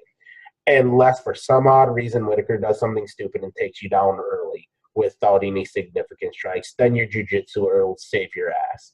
Right. But other than that, you're going to know you're in a war because you're going to walk out with an L or you're going to get really fucking lucky and go, man, I'm sorry I thought like that. I was stupid. Look at my face. It looks like hamburger. I might have the belt, but God damn it. Right. I should not have looked past it. And to your point of looking past it, during this week, yesterday, when they were doing some of the unofficial press around the open workouts and shit, I believe it was Brett Okamoto from ESPN asked Whittaker specifically, Adesanya and Silva are both on the card fighting right before you, and they've both been promised a title fight. What do you think about a potential fight versus Israel or a potential fight versus Anderson? Because obviously with them, being told they both get a title shot on a win here, they're both realistically potential next opponents. Robert Whittaker's response without a fucking second's hesitation is, I wish them both the best in their fight, but I'm not even thinking about that because that's not what I have to worry about. This weekend, I have to worry about Kelvin Gastelum. So the only thing that I'm thinking about right now is Kelvin Gastelum and how I can beat him. And that, I feel, is the difference in the mentality of a champion versus the difference of a guy who thinks he should be the champion. It is. You're 100% right there. That mentality of looking past someone before you've even walked into the cage with them, before that door is even closed, before you've walked down the aisle, before the champ has walked out after you, and you're already looking past him, you've made a grave error. And I will say that with 100% certainty. You go in there looking past someone saying this is going to be an easy fight, you're dead fucking wrong. There is no such thing as, for one, this is the UFC, the highest level. Yes, you're ranked up there for good reason. You've put on some fucking work. You've done your job to get where you're at. Yep. Why are you looking past a fucking champ of all people who has been steadily putting people away? Yep. Putting them away, not just fucking decisions. He's putting people away. And he's making people with the likes of Yoel Romero look fucking bad. Yeah. I'm just saying, you got in the fucking fight with Yoel Romero. Yoel Romero is going to whip your ass, Kelvin Gastelum. Yeah. Period. Oh, yeah. That soldier guy, yeah. That's right. I will say it right now. But you're looking past the champ. Dumbest thing you could have done in this fight camp, looking past him saying it's going to be easy. I get you want to play a mental game with yourself. Keep that shit to yourself. Don't say it out loud. Like, look, I had respect for him. My goal is to go in there and fucking win. That's perfectly acceptable. My goal is to knock him out or to submit him with my 10th Planet Jiu-Jitsu, which is fucking fantastic. Yep. But don't look past the man because, you know what, that's your biggest error, and I think that's what's going to cost you the fight. Well, and actually, now that I think about it, in another perfect example of that exact scenario, the UFC 235 press conference this week. Somebody asked John Jones while he was on the stage, what do you think about if you win this fight, the potential three-peat against DC, whether it's light heavyweight or at heavyweight? Without missing a fucking beat, John Jones looked straight at him and said, that's going to be an interesting topic to talk about at another time. But right now, I have Anthony Smith in front of me, and he's not here for no reason, so I'm not going to disrespect him by looking past him. My fight is coming up. The DC fight is a potential maybe. So what I'm focused on is the fight right in front of me because Anthony Smith deserves my attention. Champion mentality, man.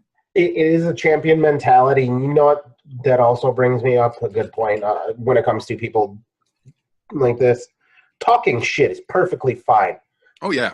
Talk shit about your opponent. Talk it while you're at the press conference, but also give them their due respect. For one, same press conference. The man who got more questions than anybody on there. Fucking Ben Askren. Funky Ben Askren. I fucking love Ben Askren. I'm not even gonna lie. That dude he's fucking funny, but he also gives respect while he's trash talking. For the most part. He does. When he was talking about Kamaru Usman. Marty from Nebraska. If there is a point during there while he was talking, he said, the man's a phenomenal fighter in his own right, and pointed right at him. He gave respect where respect was due. That's another part of that championship mentality that you have to have. And right now, Kelvin Gastelum, you are not doing that. You're not giving respect where respect is due. Do that. Don't say it's going to be easy. Don't look past the man. Have a champion's mentality if you want to be champion. You can't go in there like that. Don't get me wrong. There's some people who have managed, but you're not that person, and you don't have that kind of swagger. And I'm pretty sure you don't have an Irish whiskey either. I'm just saying. But you're not that kind of person who can do it. That's all I'm saying. Just give respect where respect is due. You know what? I'll even say it. Even Connor gave respect where respect was due, and it may not have been in the press conference, but right. Post fights, he's always been pretty humble post fight, which I'll give him that, which is surprising, win or loss. Which for a guy who's as mouthy he is before fights, he does fantastic in that. Kelvin, you could learn a thing or two just from watching some of these other press conferences that people have, and maybe you need somebody to write things for you, speeches. Maybe you just need to sit down with a notepad and go, what do I like about this person? What makes them who they are, that they're so good at what they do? Don't go, oh, they're a walk in the park, because, you're in for a rude awakening. Right, and of all people to say that about, of all fucking people, come on. Yeah, I mean, and when I say a rude awakening, I don't mean ravishing Rick Rude's rude awakening. I'm talking exactly. I'm talking, you're going to come out of there looking like you got put through a fucking grinder. Your face is going to be beat up, cut open. You're going to have stitches in places you didn't know you needed stitches. Because with that kind of mentality, that's what's going to end up happening. And to be honest, I respect you as a fighter. You are a great fighter. Do I like your attitude? Fuck no. Not in the way you display it. It's okay to be cocky. You're at a top level. You have all the right to be cocky. That's perfectly all right. But looking past an opponent who, one, has outdone you in every aspect of their career, and two, is the current champ. Yeah. That's the big one. Yeah, that's the big one right there. He's got the C by him. You don't. So I'm just saying, be a little more respectful. It'll get you a lot farther. And not even respectful. Just give the respect where the respect is due. That man has fucking earned it. And I'm not saying you haven't earned some respect yourself, because you have. Otherwise, you wouldn't be in the position that you're in today. But come Saturday night, you're going to be in a position that you're unfamiliar with. Or at least it's been a while since you've been in this position. Right. I'm just saying, it's the way it's going to play out, because of your lack of giving that respect. You're going to look like you ever see the movies where you get the big brother and the little brother? Big brother's just holding down the little brother with one fucking hand and then just slapping the shit out of him. Yep. Same concept. Why? Because little brother didn't give him respect where respect was due. That's just what's going to happen. And you know what? At the end of the fight, you're going to be humbled. You'll have been measured. You'll have been weighed. You'll be found lacking. Out you go out the fucking door. I agree profusely. So, ladies and gentlemen, that's the list. That's what we've got to talk about for this evening. I hope everyone gets a chance to tune into the card this weekend and judge us and see if we were found lacking in our predictions and our breakdowns here. But we are going to go ahead and call it all for this evening. It looks like none of our other compatriots are going to be able to make it in tonight, but that's all right. There's always another one right around the corner. So, TJ, thank you again for your time. Let the people know where they can find you if they want to keep this conversation going. All right. You guys can find me on the Instagrams at Golf T Vapes. You can find me on the YouTubes, Golf T Vapes as well. Wednesday nights, 9:30 Central Time. A little bit of shenanigans and some wonderful things that go on over there. Talk about a little bit of everything. So if you want to come in and talk some MMA with us in there, by all means, pop in. Feel free. Hit me up on the Instagrizzles. Inbox me. I don't care. I'll talk MMA with you any day. I do enjoy me some. So appreciate you having me on. It was a blast as always. And man, I'm looking forward to Saturday night, because I to be honest, it's the co-main event. That right there makes the night for me. but to see how bad Kelvin Gastelum is going to get his ass handed to him, yes, I sir. just want to know how many open cuts he's going to have on his head from all them elbows. Oh, it's going to be exciting. It is going to be exciting. So thank you again, TJ, for taking the time out of your life to come here and talk some shit with me. I do appreciate it. Thank you, ladies and gentlemen, for tuning in. I appreciate each and every one of you who watch, listen, and talk some shit along with us, even if we can't hear you. We are looking to eventually make this into a live show that we can have some folks in the audience doing some live interactions with. We're just not quite there just yet. But keep an eye peeled. We are growing. We are moving along. You're getting a little more consistent. We're starting to get our schedule down here. So we're putting this shit together, and we appreciate you all bearing with us. Keep along with us. Tell your friends so that we can grow this thing just a little bit bigger. We're going to call that all for this evening. Enjoy UFC 234 this weekend. I know we sure will be. We'll surely be talking about it as it goes on, but we're going to call it all for this evening. I am The Meter. You can find me on Instagram under The Meter Vapes. You can find me here on YouTube on I'm No Joe or on my vape channel, The Meter Vapes YouTube channel. So either way, you got a question, you want to talk some shit, feel free to reach out. I'm always happy to respond. But that's all for this episode. So thank you again for tuning in. And remember, you can root for anything. Don't let ignorance stop you. Have a great night, folks.